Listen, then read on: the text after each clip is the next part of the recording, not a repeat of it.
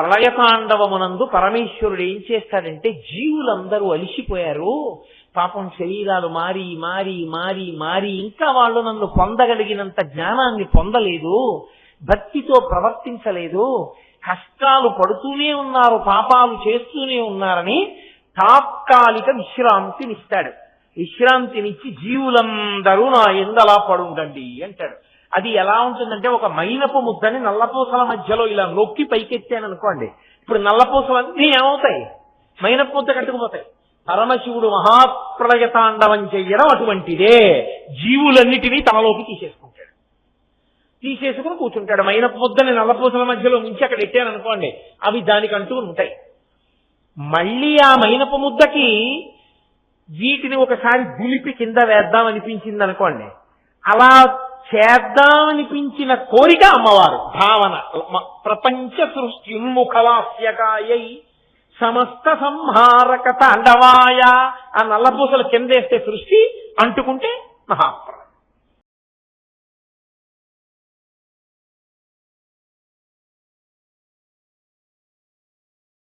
సమస్త భూతముల యందు కూడా భావము, లాస్యము అమ్మవారు. అందుకే మూలాధార చక్రమునందు వాళ్ళిద్దరూ ఆనంద భైరవ, ఆనంద భైరవి అన్న పేరుతో ఉంటారు. ఆనంద భైరవ స్వరూపం పరమశివతత్వానికి వెళ్ళేటప్పుడు మధ్యలో ఉండేటటువంటి ఒక విరామ స్థానం లాంటిది ఆ భైరవ స్వరూపం. అందుకే ఆ భైరవ స్వరూపం దగ్గరికి వెళ్ళేటప్పటికి ఏమవుతుందంటే, సాత్విక ఆరాధన, ఉగ్రమైన ఆరాధన కూడా ఉంటాయి. భైరవమూర్తుల్ని ఉగ్రమైన ఆరాధన చేసేటటువంటి వాళ్ళు కూడా భైరవ స్వరూపాన్ని ఆరాధించడం ఉంది. ఇప్పటికీ శ్రీశైలంలో ఆ కొండల్లో గుహల్లో భైరవ కోన అని ఒక కోన, అక్కడ అలా పూజలు చేసేవారు. అందుకే శ్రీశైలంలో కాపాలికలు ఉండి శంకరాచార్యుల వారి తల అడిగారు, పద్మపాదాచార్యుల వారు నృసింహస్తోత్రం చేశారు అని. అదిగో ఆనంద భైరవ, ఆనంద భైరవి, ఆనంద భైరవి అని కర్ణాటకలో ఒక రాగం, కర్ణాటక సంగీతంలో. వాళ్ళిద్దరి రూపంతో మూలాధార చక్రంలో ఉంటారు పార్వతీ పరమేశ్వరులు ఇద్దరు. అమ్మవారు లాస్య ప్రకటనాన్ని చేస్తూ ఉంటుంది. ఇప్పుడు నేను మీకు తేలిగ్గా అర్థం అవ్వాలి అంటే, లాస్యము అంటే భావమును ప్రకటించుట. లోకంలో తెలివిగా ఉన్నటువంటి ఏ ప్రాణి కూడా భావ ప్రకటనము చేయకుండా ఉండడు, ఏదో ఒక భావాన్ని ప్రకటిస్తూ ఉంటాడు. తాండవము ఎప్పుడూ జరుగుతూ ఉంటుంది. అందుకే పార్వతీ పరమేశ్వరులు కలిసే ఉంటారు. మీరు నన్ను ఒక మాట అడగచ్చు, ఏమంటే మీరు ప్రశాంతంగా కూర్చుంటే, మీరేం కదలకుండా ఇలా కూర్చున్నారు, సరే, అప్పుడు మీలో ఏ భావం ఉన్నట్టు? శాంత భావం ఉంది.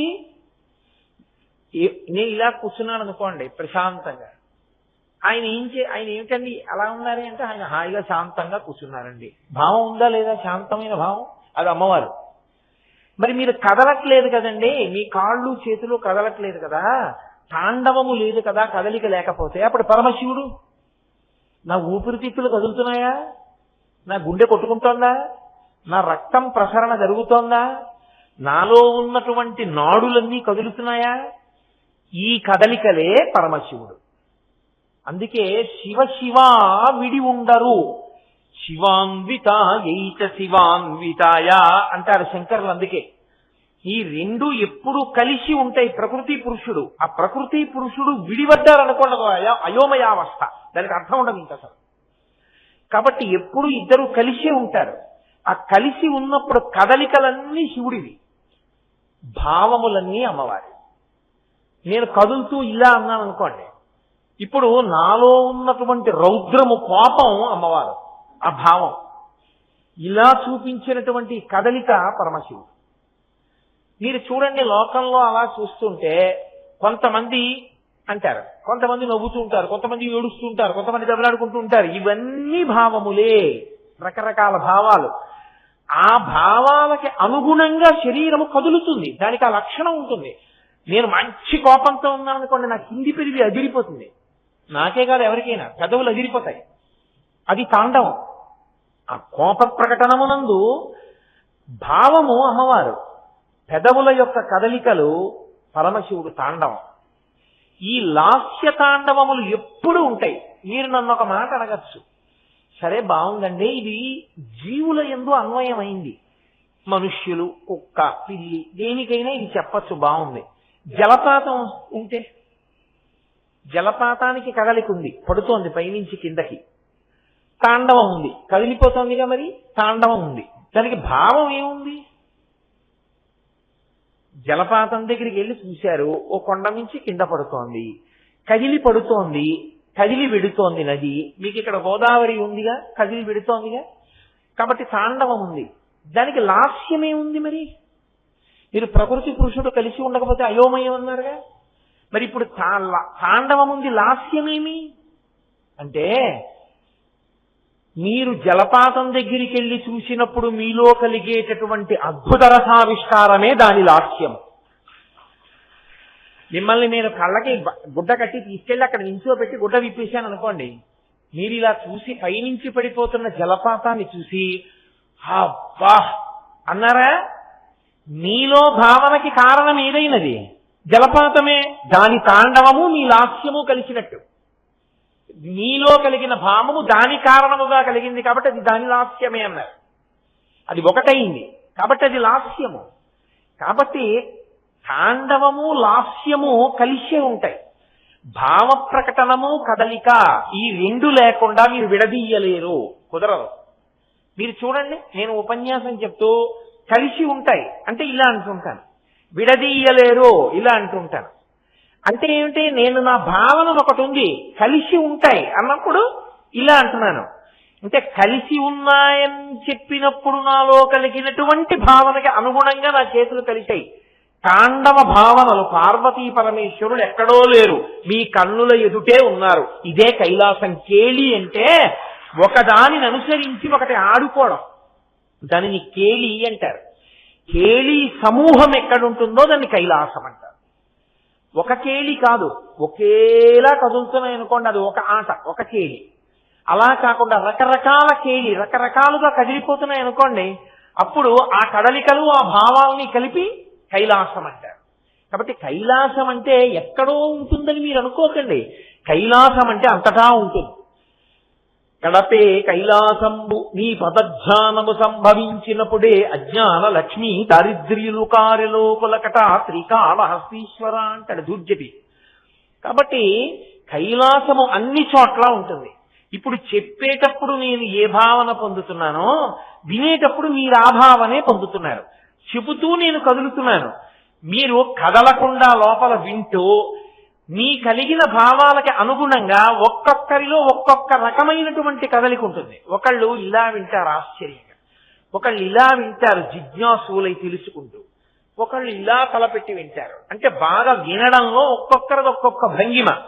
అలా కదిలి నిలబడగలగడం తాండవమైతే, ఆ తెలుసుకుంటున్నప్పుడు ఆవిష్కృతమైనటువంటి భావనలు అమ్మవారయ్యింది. ఈ తాండవము లాస్యము కలిసి అమ్మవారు అయ్యవారు అయి ఉన్నారు. ఇప్పుడు ప్రపంచ సృష్ట్యున్ముఖవాస్యకాయై అన్న మాటకు అర్థం ఏమిటంటే, ఈ ప్రపంచము లేదు, ఒకప్పుడు లేదు. ఏమీ లేకుండా కేవలముగా పరమశివుడు ఒక్కడే కూర్చుని ఉన్నాడు. ఆయన ఒక్కడే కూర్చునున్నప్పుడు ఈ సృష్టిని ఇంత మందిగా కనపడేటట్టు చెయ్యాలి అని ఆయనకి కలిగినటువంటి భావన ఏది ఉన్నదో, భావనలన్నీ అమ్మవారు అని కదా నేను మీతో మనవి చేశాను. ప్రపంచ సృష్టిన్ముఖ, ప్రపంచమును సృష్టించాలనే భావన పరమశివునికి కలిగితే అది ఆయన లాస్యం. అప్పుడు ఆ లాస్యం అమ్మవారు. లాస్య రూపిణి, లాస్య ప్రియ, అవి అమ్మవారి పేరు. కాబట్టి ఆమె ఎప్పుడూ కూడా పరమశివుని యొక్క భావమై ఉంటుంది. జీవుల యందు కూడా భావనారూపమనే పొందుతున్న ఆయన తాండవం చేస్తున్నప్పుడు. మీకు నేను అర్థమయ్యేటట్టు చెప్పగలిగాను అని నేను అనుకుంటున్నాను. కాబట్టి ప్రపంచ సృష్ట్యున్ముఖవాస్యకాయై, అది శంకరాచార్యుల వారి ప్రతిపాదన. అసలు పరమశివుడికి సృష్టి ఒకటి చేద్దాము అనేటటువంటి భావన ఆయనలో ఏది కలిగిందో ఆ కలిగిన భావనయే అమ్మవారు, అహో పురుషిక. కాబట్టి అటువంటి భావన ఆయనకు కలిగినది. అంటే ఆయనకి కామము కలిగినది. కామము అంటే మీరు అన్ని వేళలా స్త్రీ పురుష సంబంధమైనటువంటి హేయమైన కామము అని మీరు అనుకోకూడదు. కామము అంటే కోరికే. ఇప్పుడు ఆయనలో భావన కలిగితే అది దృఢపడింది, సృష్టి చేద్దాం అని. ఇప్పుడు కోరిక కలిగింది. కోరిక కలిగితే ఆధారం ఎవరవ్వాలి? ఈ కోరిక ఆయనలో కోరిక కలిగితే జరగాలని లేదు.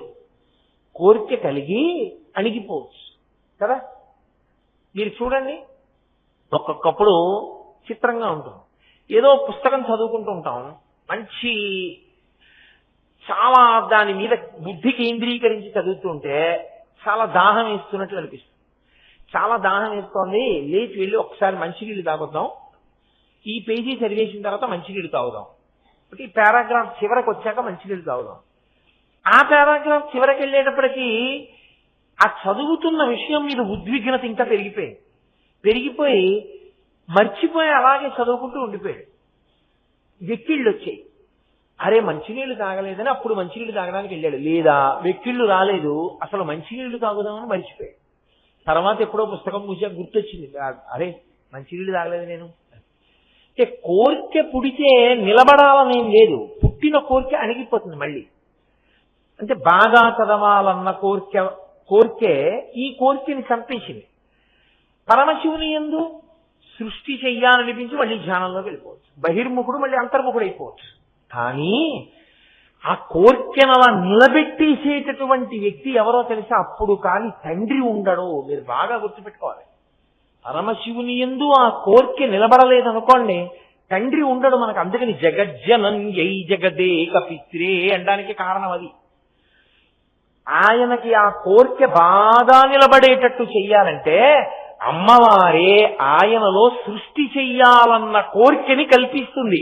అంటే సృష్టి చెయ్యాలన్న కోరిక, తండ్రి కావాలన్న కోరిక ఆయనకి పుట్టాలి అంటే అటువంటి కోరిక ఆయన యందు పుట్టింది అంటే లౌకికంగా అయితే మనం ఏమంటాం? మన్మథ బాణం పడింది అంటాం. ఆయనకి తండ్రి కావాలన్న కోరిక పుట్టింది, ఆయన బిడ్డల్ని కనాలని కోరిక పొందాడు అంటే ఆయన మీద మన్మథ బాణం పడింది అని కదా అంటాం.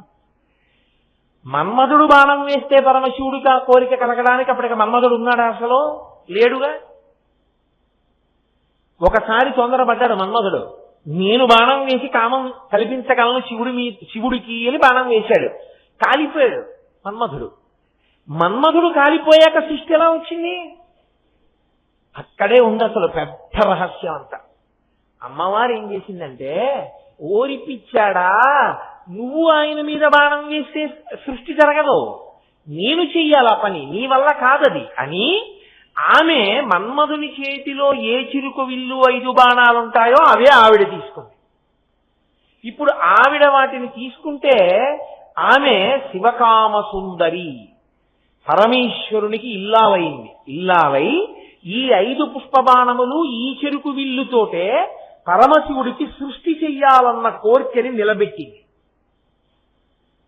ఈ చెరుకు విల్లు 5 బాణాలు మన్మధుడి చేతిలో ఉంటే ఆయన మన మనసుల్ని కదిపేస్తాడు. ఈ చెరుకు విల్లు ఈ 5 బాణాలు అమ్మవారి చేతిలో ఉంటే మన మనసు నిలబడేటట్టు చేస్తుంది పరమశివుని యందు. ఇది తేడా. ఆయన మనసు సృష్టి చెయ్యాలన్న కోరిక కలిగేట్టు చేస్తుంది, ఆ చెరుకు విల్లు 5 బాణాలతో మనకి భక్తి కలిగేటట్టు చేస్తుంది. ఎందుకంటే మీతో నేను చెప్పా, ఆమె శివునికి ఇల్లాలు కాబట్టి శివుడు ఆమెని కామంతో చూస్తాడు. మనం జగజ్జనని మా అమ్మ అని చూస్తాం, అఖిలాండేశ్వరి అని. అప్పుడు ఆ చెరుకు విల్లు 5 బాణాలు దేనికి పనికొస్తాయి? మనోరూపేక్షుకోదండ పంచతన్మ అస్త్రసాయక. ఆ 5 బాణాలు ఆ చెరుకు విల్లు మన మనస్సుని, మన పంచతన్మాత్రల్ని పరమశివుడి వైపుకి తిప్పడానికి, భక్తి వైపు తిప్పడానికి పనికొస్తాయి. అందుకే మన్మధుడి వలన కలిగిన భయం దేని వల్ల పోతుంది అంటే, అమ్మవారి చేతిలో ఉన్న చెరుకు విల్లు 5 బాణములు చూస్తే పోతుంది. ఇవే మన్మధుడి చేతిలో ఉంటే పరమశివుని మీద భక్తితో మీరు నిలబడలేరు, మీ మనస్సు కదిలిపోతుంది. ఆవిడ మన్మధుడి చేతిలోని ఆయుధములను తాను పట్టుకుని లలితా త్రిపుర సుందరి అయి కామాక్షి స్వరూపమై పరమశివుని మనస్సు కదిపి సృష్టి జరిగేటట్టుగా చేసింది. ఆయనలో ఆ కోరిక నిలబెట్టింది. కాబట్టి ఆయన ఏం చేశాడు? సృష్టి చేసి బహిర్ముఖుడై నా బిడ్డలు అని వచ్చి కూర్చున్నాడు. ఇప్పుడు అమ్మవారు కూడా వచ్చి పక్కన కూర్చుని ఆయన్ని బహిర్ముఖుడిగా అలా ఉంచి నిదిగో నీ బిడ్డలు అని చూపించింది. మనం భక్తితో ప్రార్థిస్తే పరమశివుడు విని ఆయనలోకి కలుపుకునే అవకాశాన్ని మనకి అవకాశంగా ఇప్పించింది ఆ తల్లి. కాబట్టి ఆ యమ్మ ప్రపంచ సృష్ట్యున్ముఖలాస్యకాయై, శివుడు ఏం చేస్తాడు? సమస్త సంహారక తాండవాయ. అమ్మవారు అన్నీ సృష్టి జరిగేటట్టు చేస్తే ఆయనన్నీ సంహారం అయిపోయేటట్టు చేస్తాడు. వాళ్ళిద్దరూ ఆది దంపతులు. అదేమిటండి తమాషాగా ఉంది, ఆవిడ సృష్టి చేయించడం ఏమిటి? ఆయన అన్ని ఏం పోని శంకరాచార్యులు వారు ఏమో ఒకళ్ళనో ఇద్దరినో శ్రీ మహావిష్ణువు రాక్షస సంహారం లాగో పరమశివుడు త్రిపురాసుర సంహారం లాగో అనలేదు. సమస్త సంహారక తాండవాయ, ఏమీ వదిలిపెట్టాం, అన్నీ చంపేస్తాం. అది ఆవిడ సృష్టించడం ఏమిటి, ఈయన చంపేయడం ఏమిటి? చాలా జాగ్రత్తగా మీరు అర్థం చేసుకోవలసి ఉంటుంది. పరమశివుడు 2 తాండవములు ప్రధానంగా చేస్తాడు. ఒకటి ఆనంద తాండవము అంటారు, రెండవది మహాప్రళయ తాండవము అంటారు. ప్రధానంగా నేను విభాగం చేసి చెప్పేది అంటే ఇంకా 4 రకాల తాండవాలు ఉన్నాయనుకోండి. ఆనంద తాండవము అన్న మాటకు అర్థం ఏమిటంటే చిదంబరంలో చేస్తాడు. ఆనంద తాండవమునందు పడిపోవడం ఉండదు శరీరాలు. ఇప్పుడు చూడండి, నేను మీతో చెప్పాను, గుండె కొట్టుకుంటోంది, ఊపిరితిత్తులు ఇలా ముడుచుకుని తెరుచుకుని ముడుచుకుని తెరుచుకుని అవుతున్నాయి, జీర్ణాశయం కదులుతోంది, రక్తం కదులుతోంది. ఇప్పుడు ఆ కదలికల వలన ప్రమాదం ఏమైనా ఉందా? ఆ కదలికలు లేకపోతే ప్రమాదం వస్తుంది, అవునా కదా? ఆనంద తాండవం చేశాడు చిదంబరంలో అంటే దాని అర్థం ఏమిటంటే సృష్టి నిలబడింది అని గుర్తు. మీరు పట్టుకున్నారా? అప్పుడు నిలబెట్టిన రూపంగా స్థితికారుడు విష్ణువు అవుతాడు. అందుకే చిదంబరంలో నటరాజుకి ఎదురుగుండా శ్రీ మహావిష్ణువు పడుకుని ఉంటాడు. కారణం ఏంటంటే ఆయన స్థితికారుడుగా అప్పుడు ఆయనే ఉంటాడు. అందుకే పోతన గారు భాగవతం చేస్తూ ఒక మాట అంటారు, నీవు 3 లోకములకు 3 కాలములకు 3 మూర్తులకు మూలమగుచు భేదమగుచు తుదిగ భేదమయ్య ఒప్పారు బ్రహ్మమనగ నీవే పాలనయనా అంటారు. 3 మూర్తులుగా ఆయనే ఉంటాడు అంటే తత్వతః ఇలా ఉంటాడు. ఇప్పుడు ఆయన ఆనంద తాండవం చేస్తున్నంతసేపు స్థితి, గుండె కొట్టుకుంటోంది చక్కగాను, ఎన్ని మాటలు గుండె కొట్టుకోవాలో నిమిషానికి అన్ని మాటలు కొట్టుకుంటోంది, ఎన్ని మాటలు ఊపిరి తీయాలో అన్ని మాటలు ఊపిరి తీస్తున్నాడు, ఎన్ని మాటలు నాడి కొట్టుకోవాలో అన్ని మాటలు నాడి కొట్టుకుంటోంది. ఇప్పుడు నిలబడ్డాడు ఆనంద తాండవం, సంతోషంగా ఉన్నాడు. ఇదే హెచ్చింది అంటే మీరు కొంచెం మీకు మళ్ళీ అర్థం అవడానికి ఇంకో ఉదాహరణ తీసుకొస్తాను. గాలి వేస్తోంది, హాయిగా ఉంది, అదిగో ఫ్యాన్లు తిరుగుతున్నాయి, తిరుగుతుంటే మనందరికీ చాలా హాయిగా ఉందా లేదా? గంటకి 120 కిలోమీటర్ల వేగంతో ఈదురుగాలులు వీచాయి, సంతోషంగా ఎవరైనా బయటకు వస్తారా? ఎవ్వరు రారు. పైగా టీవీలో చెప్తారు, గంటకి 120 కిలోమీటర్ల వేగంతో ఈదురుగాలులు వీస్తాయి, సముద్రంలోకి చేపలు పట్టేవారు వెళ్లరాదని హెచ్చరించడమైనది, విద్యుత్ స్తంభములు ఒరిగిపోవచ్చు, కమ్యూనికేషన్ సౌకర్యములకు అంతరాయము కలుగవచ్చు, లోతట్టు ప్రాంతములందున్న ఇళ్లు సముద్రం చేత కొట్టుకుని పోవచ్చు, రవాణా సౌకర్యములకు అంతరాయము కలుగవచ్చు. కాబట్టి ప్రభుత్వం పల్లపు ప్రాంతాలలో ఉన్న వారిని ఖాళీ చేయించేస్తోంది. ఇప్పుడు ఏమైంది? గాలి 120 కిలోమీటర్ల గాలి సంపేయడానికి కారణమైంది. దాన్ని ప్రభంజనం అంటారు. ప్రభంజనం అంటే భంజనం అంటే విరిచేయడం. ఇప్పుడు అదే గాలి ఏం చేస్తుందంటే విరిచేస్తుంది. దేన్ని? ఏదడ్డొస్తే దాన్ని. అది ఇలా వీస్తున్నప్పుడు దానికి ఏదడ్డొచ్చిందో దాన్ని విరిచింది. అంతకుముందు అదే గాలి మామూలుగా వేస్తుంటే అందరూ హాయిగా తిరిగారు, సముద్రంలోకి వెళ్ళేవాళ్ళు కూడా సముద్రంలోకి వెళ్ళారు. ఇప్పుడు అదే గాలి చంపేస్తోంది. అలాగే ఆనంద తాండవము ప్రళయ తాండవం అయిందనుకోండి, వ్యక్తి పాలిటైతే వ్యక్తి పడిపోతాడు, వ్యక్తి పాలిటైతే మొత్తం సృష్టి పడిపోతుంది. అంతే తేడా. ఊపిరి మామూలుగా తీసి మామూలుగా వదిలిపెడుతున్నంతసేపు పర్వాలేదు అన్నాడు అనుకోండి, ఎగూపిరి వచ్చేసిందని తీసుకెళ్ళిపోతారు. వేగం పెరిగిపోతే పోయడా లేదా? అయిపోయింది, వెళ్ళిపోతున్నాడన్నాక అదో గుర్తు. కొట్టుకోవలసిన గుండె, రక్తం పరిగెత్తవలసిన వేగం విపరీతంగా మారిపోయి చాలా వేగంగా పరిగెత్తేస్తుంది అనుకోండి, బ్లడ్ ప్రెషర్ వచ్చేసిందంటే అని పడుకోబెట్టేస్తారు, చిట్లిపోతాయి నరాలు. అప్పుడు అది ప్రభంజనం, అది ప్రళయం, ప్రళయ తాండవం. ఆ ఊపుకి నిలబడలేడు, నిలబడలేక శరీరం పడిపోతుంది. అయితే ఆయన ఏం చేస్తాడంటే మహాప్రళయ తాండవం అని ఒకటి చేస్తాడు. అప్పుడు ఎవరుండరు ఇంకా. ఆ మహాప్రళయ తాండవం జరిగేటప్పుడు అమ్మవారు ఒక్కతే చూస్తూ నిలబడుతుంది. అందుకే మహాప్రళయ తాండవ సాక్షిణి అని పేరు.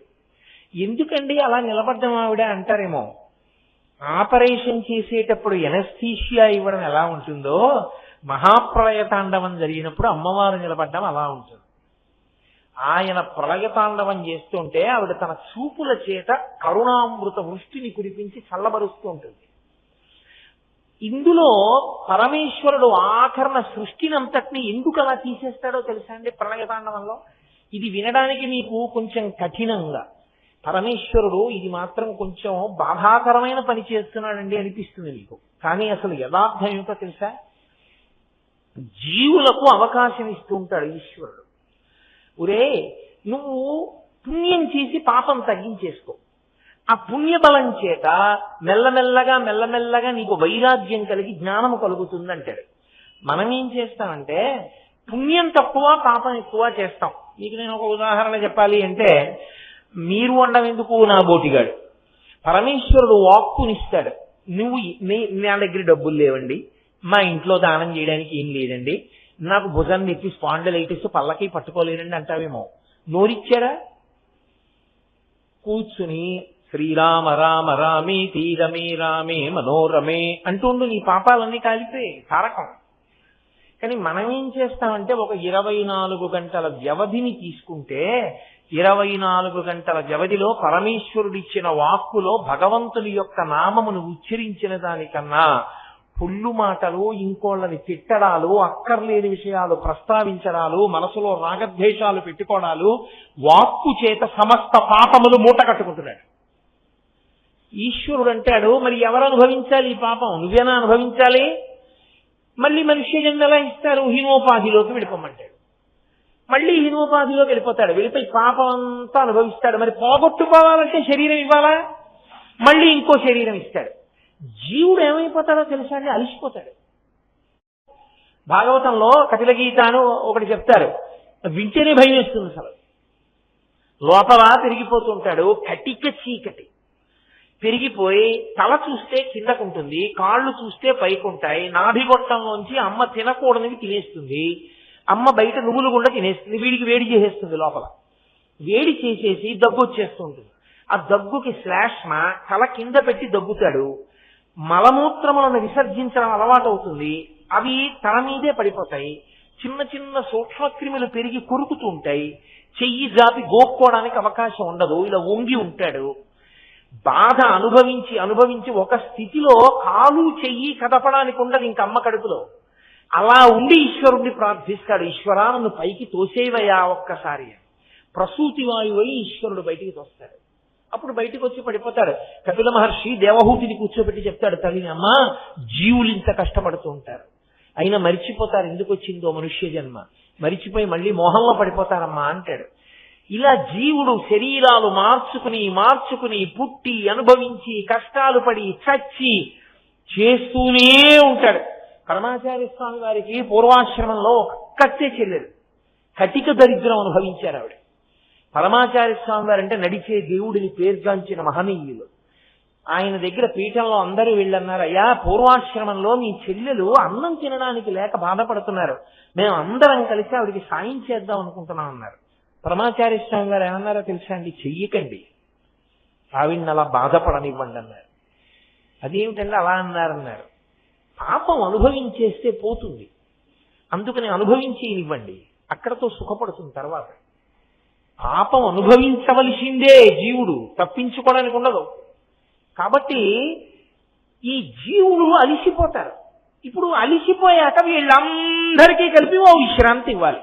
సినిమా హాల్లో చూడండి, మీరు ఇంటర్వెల్ విశ్రాంతి అని ఇచ్చాడు అనుకోండి, అందరూ లేచి బయటకు వెళ్ళిపోవచ్చు. మళ్ళీ మొదలెట్టే ముందు బెల్ల కొడతాడు, అందరూ లోపలికి వెళ్ళిపోయి కూర్చోవచ్చు ఎవరి స్థానంలో వాడు. ప్రళయతాండవమునందు పరమేశ్వరుడు ఏం చేస్తాడంటే, జీవులందరూ అలిసిపోయారు, పాపం శరీరాలు మారి ఇంకా వాళ్ళు నన్ను పొందగలిగినంత జ్ఞానాన్ని పొందలేదు, భక్తితో ప్రవర్తించలేదు, కష్టాలు పడుతూనే ఉన్నారు, పాపాలు చేస్తూనే ఉన్నారని తాత్కాలిక విశ్రాంతినిస్తాడు. విశ్రాంతినిచ్చి జీవులందరూ నా ఎందలా పడుండండి అంటాడు. అది ఎలా ఉంటుందంటే ఒక మైనపు ముద్దని నల్లపూసల మధ్యలో ఇలా నొక్కి పైకెత్తాను అనుకోండి, ఇప్పుడు నల్లపూసలన్నీ ఏమవుతాయి? మైనపు ముద్ద కట్టుకుపోతాయి. పరమశివుడు మహాప్రళయ తాండవం చెయ్యడం అటువంటిదే. జీవులన్నిటినీ తనలోకి తీసేసుకుంటాడు, తీసేసుకుని కూర్చుంటాడు. మైనపు ముద్దని నల్లపూసల మధ్యలో నుంచి అక్కడ ఎట్టాను అనుకోండి, అవి దానికంటూ ఉంటాయి. మళ్ళీ ఆ మైనపు ముద్దకి వీటిని ఒకసారి దులిపి కింద వేద్దాం అనిపించింది అనుకోండి, అలా చేద్దామనిపించిన కోరిక అమ్మవారు భావన. ప్రపంచ సృష్టి ఉన్ముఖలాస్యకాయై సమస్త సంహారక తాండవాయ. ఆ నల్లపూసలు కిందేస్తే సృష్టి, అంటుకుంటే మహాప్రళయం. తీసేసుకున్నాడు మళ్ళీ తనలోకి. తీసుకుని మళ్ళీ వీళ్ళందరూ కొంతకాలం విశ్రాంతి పొంది అమ్మయ్యా అన్న తర్వాత అప్పుడు మళ్ళీ పునఃసృష్టి చేసి ఎవరెవరి పాపపుణ్యములకు అనుగుణంగా మళ్ళీ శరీరాలు ఇస్తుంటాడు. ఏమంటే ఇలా శరీరాలు ఇవ్వడం పాపపుణ్యాలు అనుభవించడమేనా? ఇంకా దానికి అంత్యం ఉండదా? ఉంటుంది. అది కూడా పరమశివుడే ఇస్తాడు. అందుకే 3 ప్రళయములు చేస్తుంటాడు. నిత్య ప్రళయము, ఆత్యంతిక ప్రళయము, మహాప్రళయము అని 3 ప్రళయాలు చేస్తాడు. మొదటి విశ్రాంతి ఎక్కడిస్తాడంటే ఇక్కడే ఇప్పుడే అలిసిపోయినటువంటి ప్రాణికి రాత్రి రూపంలో నిద్రాకాలిక సుఖాన్ని ఇస్తాడు. నిద్రని మించిన సుఖం లేదు లోకంలో.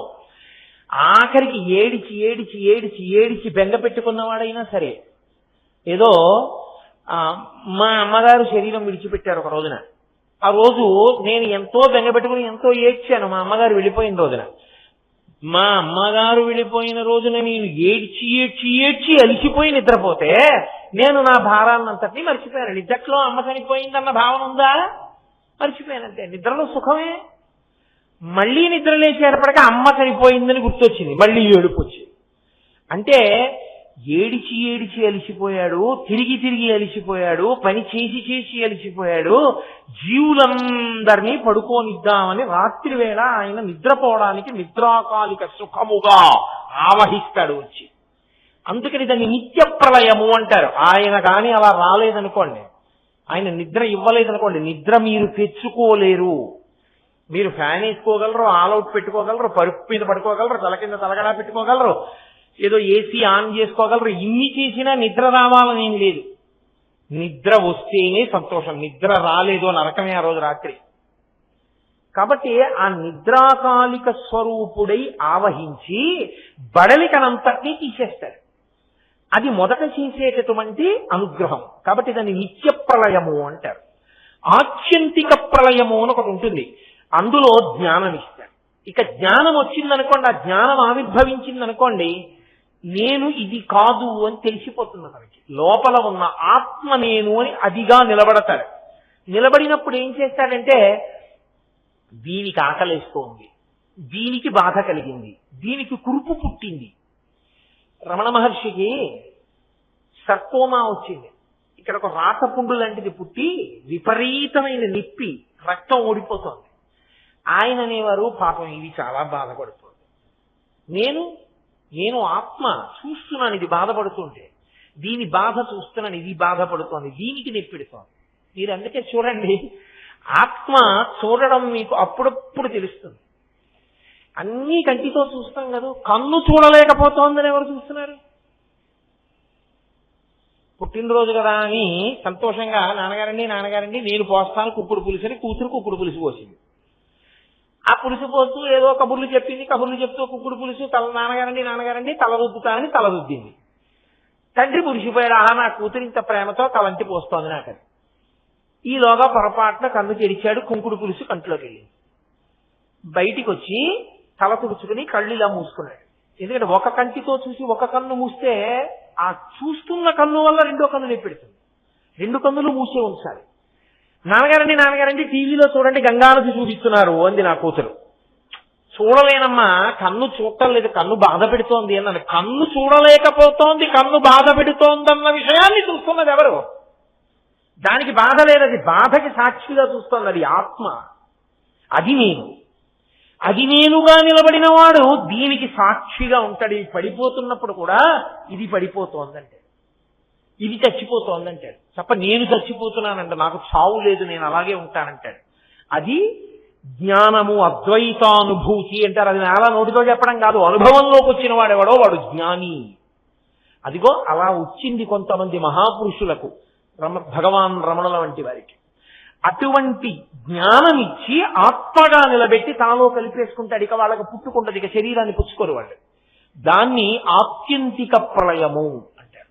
అలా జ్ఞానమును పొంది భక్తితో బతకలేని వాళ్ళు ఉంటారు. అలా బతకడం అంటే మాటలు కాదు, దాన్ని ఎంత భక్తితో జీవించేవారో తెలుసా?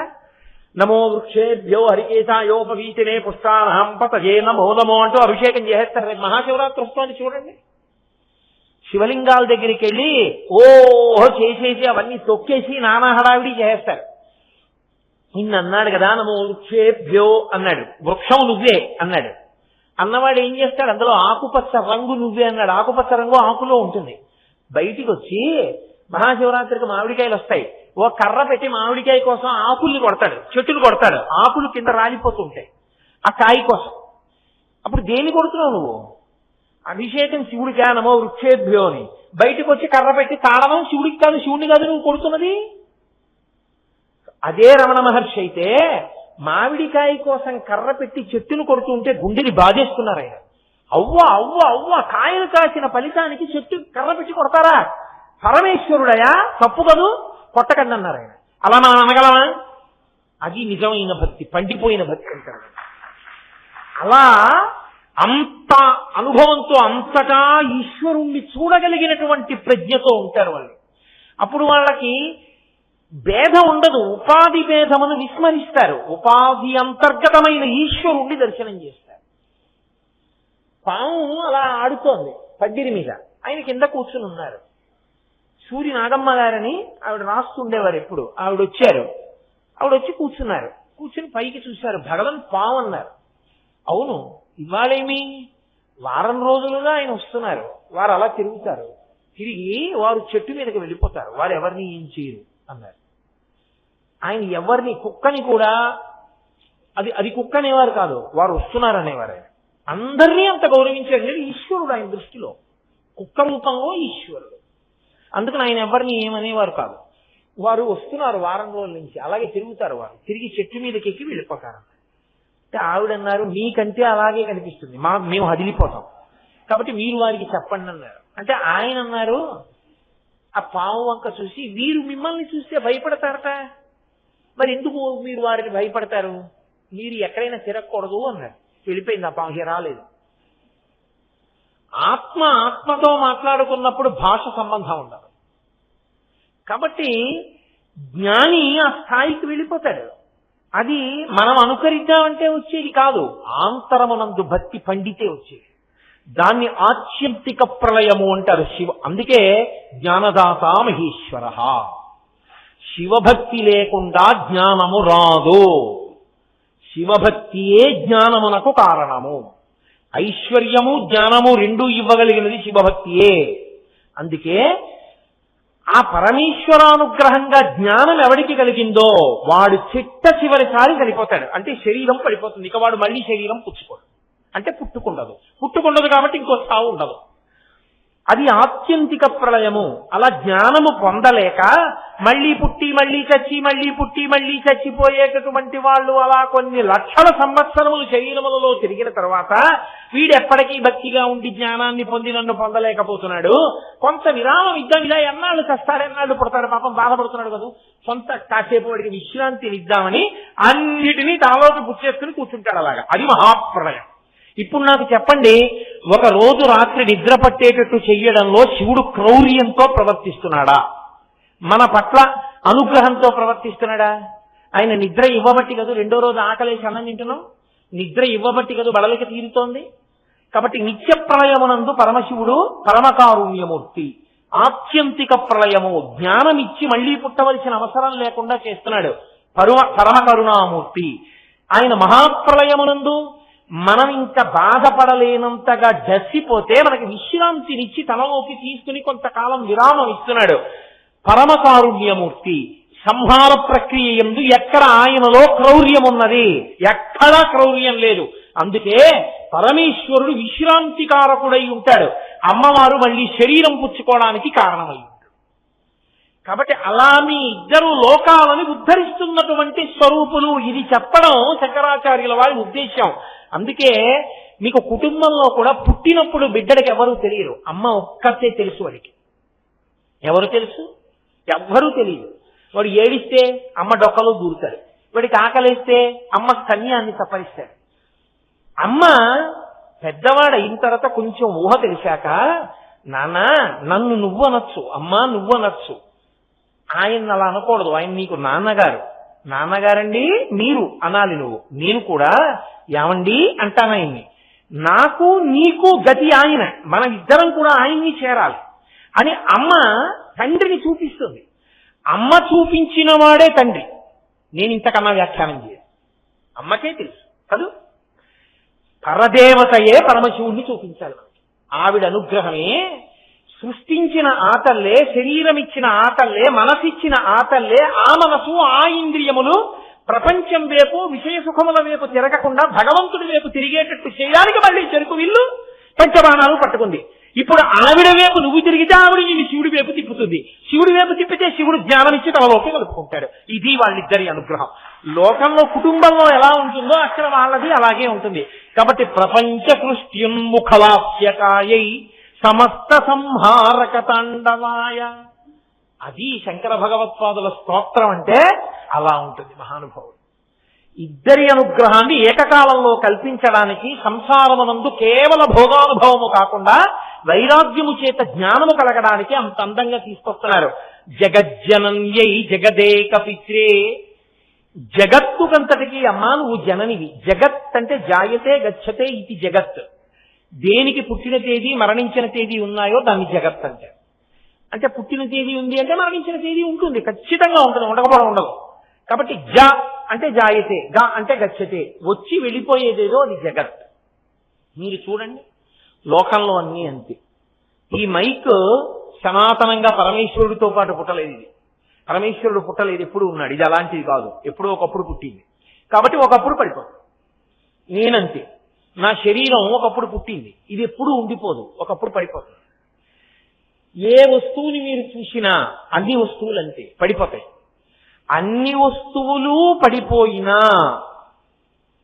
పడిపోకుండా ఉండిపోగలిగినటువంటి జ్ఞానం ఇవ్వగలిగినది ఎవరో ఆవిడ అమ్మవారు. ఆ జ్ఞానము రావడానికి కావలసిన భక్తిని ఆవిడిచ్చి పరమశివుడి చేత జ్ఞానం ఇప్పిస్తుంది. అంటే ఆవిడ జగజ్జనం, ఏ జగత్తుకంతటికి ఆవిడ తల్లి. ఆవిడ అనుగ్రహం చేత మనందరం పాంచభౌతికమైన శరీరాన్ని పొందగలుగుతున్నాం.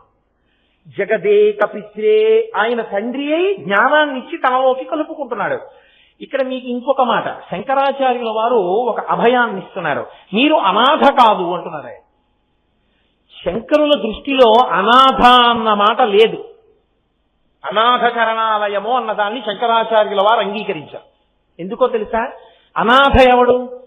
నాథుడు లేనివాడు. నాథుడెవరు? భర్త. భర్త అంటే రక్షకుడు అని గుర్తు. రక్షకుడు లేకపోతే వాడు అనాథ. రక్షకుడు ఎందుకు లేడు? పార్వతీ పరమేశ్వరులు రక్షకులు కారు? వాళ్ళిద్దరూ జగజ్జనం యై జగదేక పిత్రే అయినప్పుడు నీకు తల్లిదండ్రులు ఉన్నారు.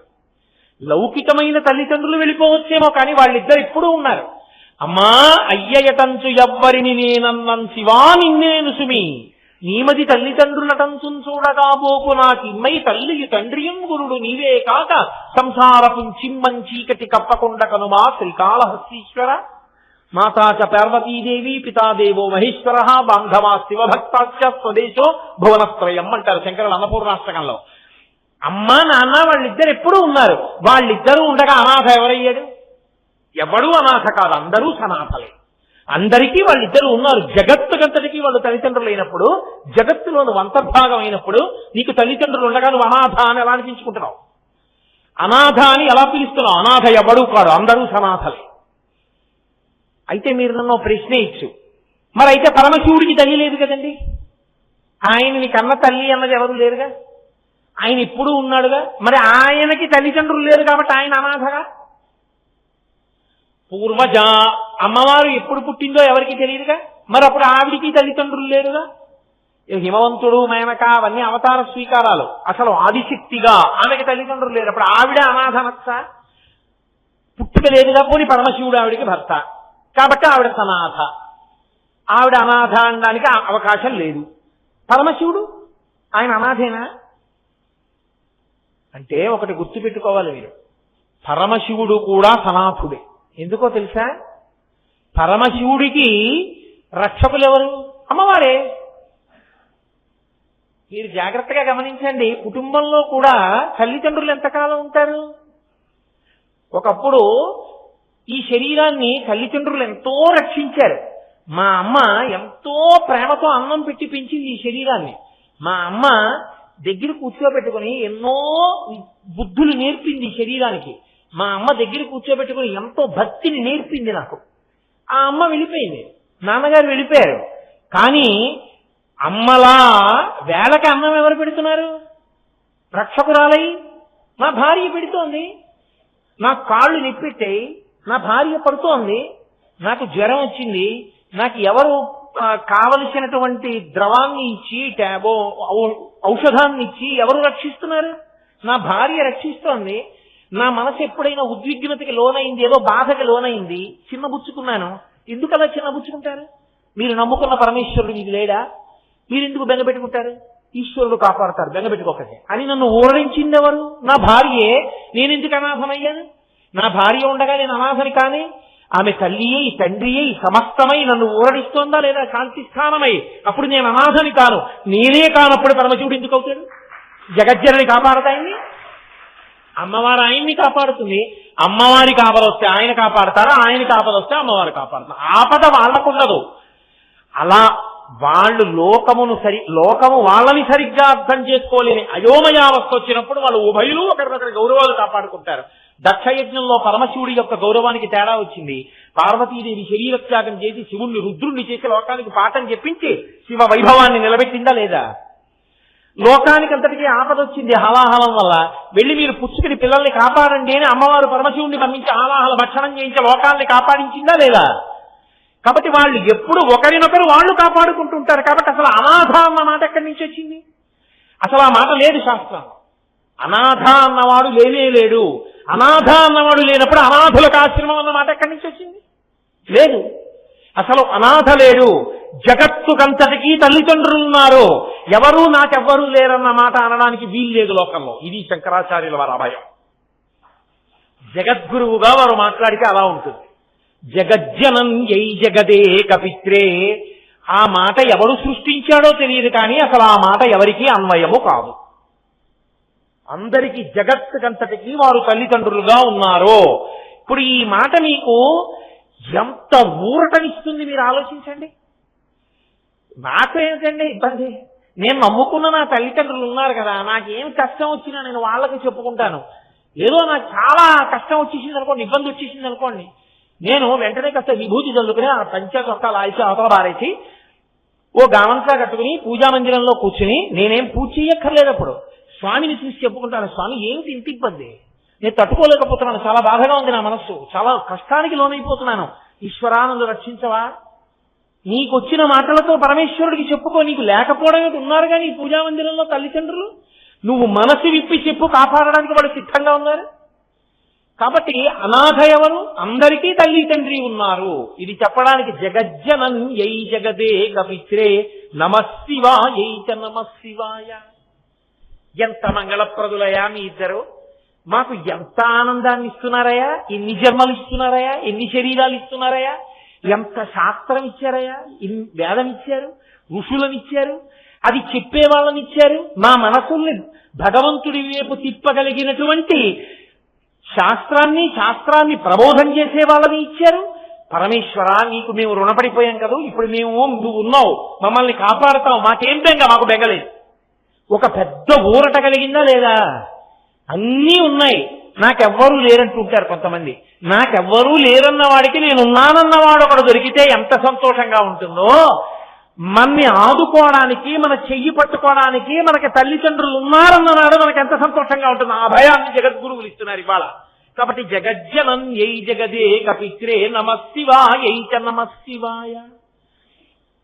తరువాతి శ్లోకంలో శంకర భగవత్పాదులు అంటారు, అమ్మా నువ్వు ప్రదీప్త రత్నోజ్వల కుండలాయ స్ఫురన్ మహాపన్నగభూషణాయ శివాన్వితాయై చ శివాన్వితాయ నమః శివాయై చ నమః శివాయ. అందులో శంకరులు అంటున్నారు ప్రదీప్త రత్నోజ్వల కుండలాయ. ప్రదీప్త అంటే బాగా ప్రకాశించేటటువంటి చాలా గొప్ప ప్రకాశమున్న ప్రదీప్త రత్న ఉజ్వల కుండలాయ. కుండలములు అంటే చెవికి పెట్టుకునేటటువంటి ఆభరణములు. బాగా ప్రకాశించేటటువంటి చెవి కుండలములు కలిగినటువంటి ఓ తల్లి అని పిలిచారు. కుండలమునకు రెండు రకములుగా ప్రాధాన్యత ఉంటుంది. ఎందుచేత అంటే బయట ఉన్నటువంటి పంచమహాభూతములలో ఆకాశము మహద్భూతమని పేరు. అన్నిటికన్నా చాలా పెద్ద భూతమని. ఆకాశమే పరబ్రహ్మము అని. అటువంటి ఆకాశము అందులో గుణకమైనటువంటిది, గుణితమైనటువంటిది శబ్దస్వరూపము. ఆకాశ గుణకము అని కదా పిలుస్తాం. శబ్దం ఉందనుకోండి, నేను ఇప్పుడు మాట మాట్లాడాను, ఆ మాట ఇందులోంచి బయలుదేరి ప్రయాణించింది, ఆకాశంలో ప్రయాణించింది. ఆకాశం అంటే శూన్యమని మీరు అనుకోకూడదు. శూన్యం అన్న మాట బౌద్ధులది. శూన్యము లేదు. శంకరాచార్యుల వారు అక్కడే ఖండించారు. శంకరాచార్యుల వారు బౌద్ధమునకు వ్యతిరేకులు కారు. ఆయన పారద్రోల లేదు. శంకరుల ప్రశ్నలకు జవాబు చెప్పలేక బౌద్ధము వెళ్ళిపోయింది. యథార్థమంతే. వాళ్ళు శూన్యమన్నారు. శంకర భగవత్పాదులు అన్నారు, ఓ ఇల్లుంది, తలుపేసింది, మీరెళ్ళి తలుపు కొట్టారు, ఇంట్లో ఎవరున్నారు అని అడిగారు. లోపల నుంచి పనిపిల్లని ఇంట్లో ఎవరూ లేరు. ఇంట్లో ఎవరూ లేరంటే దాని అర్థం ఏంటి? ఇంటి యజమాని యజమానురాలు లేరు, ఇంట్లో పని చేసుకోవడానికి నన్ను పెట్టి వెళ్ళారు అని కదా. ఇంట్లో ఎవరూ లేరు అన్నప్పుడు శూన్యం ఉందా? ఎవరో ఒకళ్ళు ఉన్నారా? ఎవరో ఒకళ్ళు ఉన్నారు. ఆత్మ ఉన్నది, శూన్యము లేదు. ఆత్మ అంతటా వ్యాప్తి చెంది ఉన్నది. అదే ఆకాశ స్వరూపంగా వ్యాప్తి చెంది ఉన్నది. అటువంటి ఆకాశ స్వరూపమైనటువంటి ఆత్మ ఏదైతే ఉందో ఆ ఆత్మగా పరమేశ్వరుడు ఉన్నాడు. ఆ ఆకాశములోంచి శబ్దము ప్రయాణిస్తుంది. అందుకని మహద్భూతములో ప్రయాణించి చెవిగుండా లోపలికి వెళుతుంది. చెవిగుండా లోపలికి వెళ్ళి మనకి జ్ఞానకారకం అవుతుంది. అందుకే ఇంద్రియములలో చాలా చాలా గొప్ప ఇంద్రియం ఏది అంటే చెవి. చాలా గొప్పది. ఎందుచేత అంటే మనకి ప్రమాణం ఏది సనాతన ధర్మానికి? వేదము ప్రమాణము. అటువంటి ప్రమాణమైన వేదము పుస్తకంలో వ్రాయరు. అది గురువు గారు చెప్తూ ఉంటే ఉదాత్త అనుదాత్త స్వరిత స్వరముతో చెప్తూ ఉంటే శిష్యులు వింటూ ఉంటారు. వినడం అంటే దేంట్లోంచి వింటారు? చెవితో వింటారు. చెవితో వింటారు కాబట్టి ఆ చెవి అలంకృతమై ఉండాలి. శృతి ప్రమాణము నిలబడడానికి చెవియే కారణము. ఒకరి యందు మార్పు రావడానికి విన్నదే కారణము. శాస్త్రాన్ని విని తెలుసుకుంటాడు. ఆ చెవి మనిషిని మారుస్తోంది, అతని పదం మారిపోయేటట్టు చేస్తోంది. ఆ చెవి అలంకృతమవుతుంది. ఎందుచేత? పరదేవత రెండు కారణముల చేత చెవికి అలంకారం చేసుకుంటుంది. ఒకటి, ఆమె ఎందుకు అలంకారం చేసుకుంటుంది అంటే గురువు గారి దగ్గర నిరంతరంగా వేదం వినేటటువంటి వాళ్ళు, స్వరంతో వేదం నేర్చుకునే వాళ్ళు, ఇది ఓంకార స్వరూపము సుమా అని తెలియచేయడానికి చెవి ఓంకారంలా ఉంటుంది. కాబట్టి అన్న నాదం అందులోంచి వెళ్ళాలి. కాబట్టి చెవి కుట్టారంటారు. ఇక్కడ కన్నం పెట్టి ఆభరణం పెడతారు. కన్నం లేకపోతే అన్నది రాదు. కాబట్టి అకార బుకార మకారములతో అన్నది కలవాలి. కాబట్టి ఇప్పుడు ఇక్కడ కన్నం పెట్టి ఆభరణం పెడతారంటే ఈ చెవి వేదం వినడానికి పనికొస్తోంది అని గుర్తు. అలంకృతం చేస్తారు. రెండో కారణానికి దేనికి అలంకృతం చేస్తారు? ఆమె సౌభాగ్యవతి అని చెప్పడానికి. సౌభాగ్యవతి అని చెప్పడానికి సభర్తృక, ఆమె భర్తని పొంది ఉన్నది. సువాసిని, సువాసిని అంటే పూజనీయ, పరదేవతా స్వరూపిణి. కామాక్షిని చూడాలనుకోండి, పరిగెత్తుకుంటూ కంచి వెళ్ళక్కర్లేదు, వెడితే మంచిదే. శ్రీ మహాలక్ష్మిని చూడాలి అనిపించింది అనుకోండి, ఎక్కడికో పరిగెత్తక్కర్లేదు. నేను మీతో యథార్థం చెప్తున్నాను, వారు శ్రీ మహాలక్ష్మియే. సువాసినులందరూ శ్రీ మహాలక్ష్మియే, సువాసినులందరూ కామాక్షి స్వరూపిణియే. ఒక్కసారి నీ ఇంట్లో అసలు ఆ మాటకొస్తే నీ ఇంట నీ ఇల్లాలు లక్ష్మీ స్వరూపిణియే. ఇలా ఇంట్లోంచి బయటికి వచ్చి పక్కింటి ఇల్లాలు అలా వెడుతున్నప్పుడు ఆమె పాదముల వంక చూసి నువ్వు నమస్కరిస్తే అది లక్ష్మీదేవికే చెందుతుంది. ప్రతి ఇంట నేను ఆమెయే చెప్పింది. ఇంద్రుడు ప్రార్థన చేసినప్పుడు ఆమె దర్శనమిచ్చి లక్ష్మీదేవి గృహలక్ష్మి గృహే గృహే, నేను ప్రతి ఇంట గృహలక్ష్మిగా ఉన్నాను. కాబట్టి ఆ తల్లి ఎదురుగుండా సువాసిని రూపంలో ఉంది. అందుకే సువాసిని పూజనీయ అంతే. స్నానం చేసిందా స్నానం చేయలేదా నీకు అనవసరం. ఆమె సువాసిని పూజనీయ అమ్మా అంతే. అందుకే సువాసిని పలకరించి మాట్లాడితే ఏమమ్మా అంటాం. ఎందుకని? అమ్మవారే ఆ రూపంతో నీ ఎదురుకుండా వచ్చి నించుంది. అందుకే ఏమమ్మా ఏం చెప్తున్నారు తల్లి? అమ్మ తల్లి, అమ్మ తల్లి. ఎందుకని? పరదేవతతో మాట్లాడుతున్నాను నేను అన్న భావనతో, ఆ భక్తితో మాట్లాడినప్పుడు ఆ రెండు మాటలే పడుతుంటాయి ఎప్పుడు. కాబట్టి అటువంటి తల్లి నిత్య సుమంగళి. ఆమె సౌమాంగల్యమునకు ఎప్పుడూ ఉపద్రవము రాదు. సుమంగళికి సువాసినికి ఆమె సువాసిని అని తెలుసుకోవడానికి అనేకమైనటువంటి గుర్తులుంటాయి.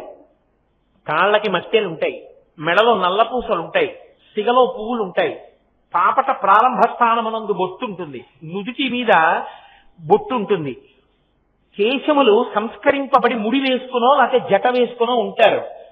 ఇవన్నీ గుర్తులు. కానీ ప్రధానమైన గుర్తులు రెండున్నాయి. అంకం అంటారు. అంకం అంటే గుర్తు. గుర్తు అంటే అది అంత శాశ్వతత్వాన్ని పొందేస్తుంది. అంత ముఖ్యమైన గుర్తులు రెండే, అంత ప్రధానమైనవి. అవే ఒకటి తాళి, రెండవది తాటంక. రెండు తాటి సంబంధమే. ఎందుకంటే అమ్మవారు 8 సౌభాగ్య వస్తువులుగా లోకంలో ఉంటుంది. ఆ 8 సౌభాగ్య వస్తువులలో ఒకటి తాటి చెట్టు. అందుకే సువాసిని పొరపాటున కూడా తాటి చెట్టుని కాలుతో తల్లడం కాని, తాటాకుని తొక్కడం కాని, తాటిని నిరసించడం కాని ఎప్పుడూ చేయకూడదు. తాటి చెట్టుగా ఉండేది అమ్మవారే. తాటాకునందు అమ్మవారి యొక్క విశేషమైన సువాసిని శక్తి ఉంటుంది. అందుకే పెళ్లి చేసేటప్పుడు ఆడపిల్లకి మొట్టమొదట చెవి కుట్టించగానే ఏమి పెట్టాలి అంటే తాటాకు పెడతారు. నాకు బాగా జ్ఞాపకం, మా చిన్నతనంలో తాటి పువ్వారం ఉండేది. తాటాకుల మధ్యలో ముద్దలా ఉంటుంది. అది తెచ్చి చెవులు కుట్టించగానే దాన్ని ముద్ద కింద పెట్టేవారు, రక్తం కారితే. తాటాకు ముందు పెడతారు. తాటాకు వెళ్ళడం వల్ల ఏర్పడిన గుర్తుంది కాబట్టి తాట అంక, తాటంక. అంటే అమ్మవారు మొట్టమొదట పెట్టుకున్నదేది? తాటాకులు పెట్టుకుంది ఆవిడ. తాళి, తాళి అంటే తాళ, తాటి చెట్టు. మంగళసూత్రం కట్టేటప్పుడు దాన్ని పచ్చి తాటాకు మీద పెట్టి తీయాలి.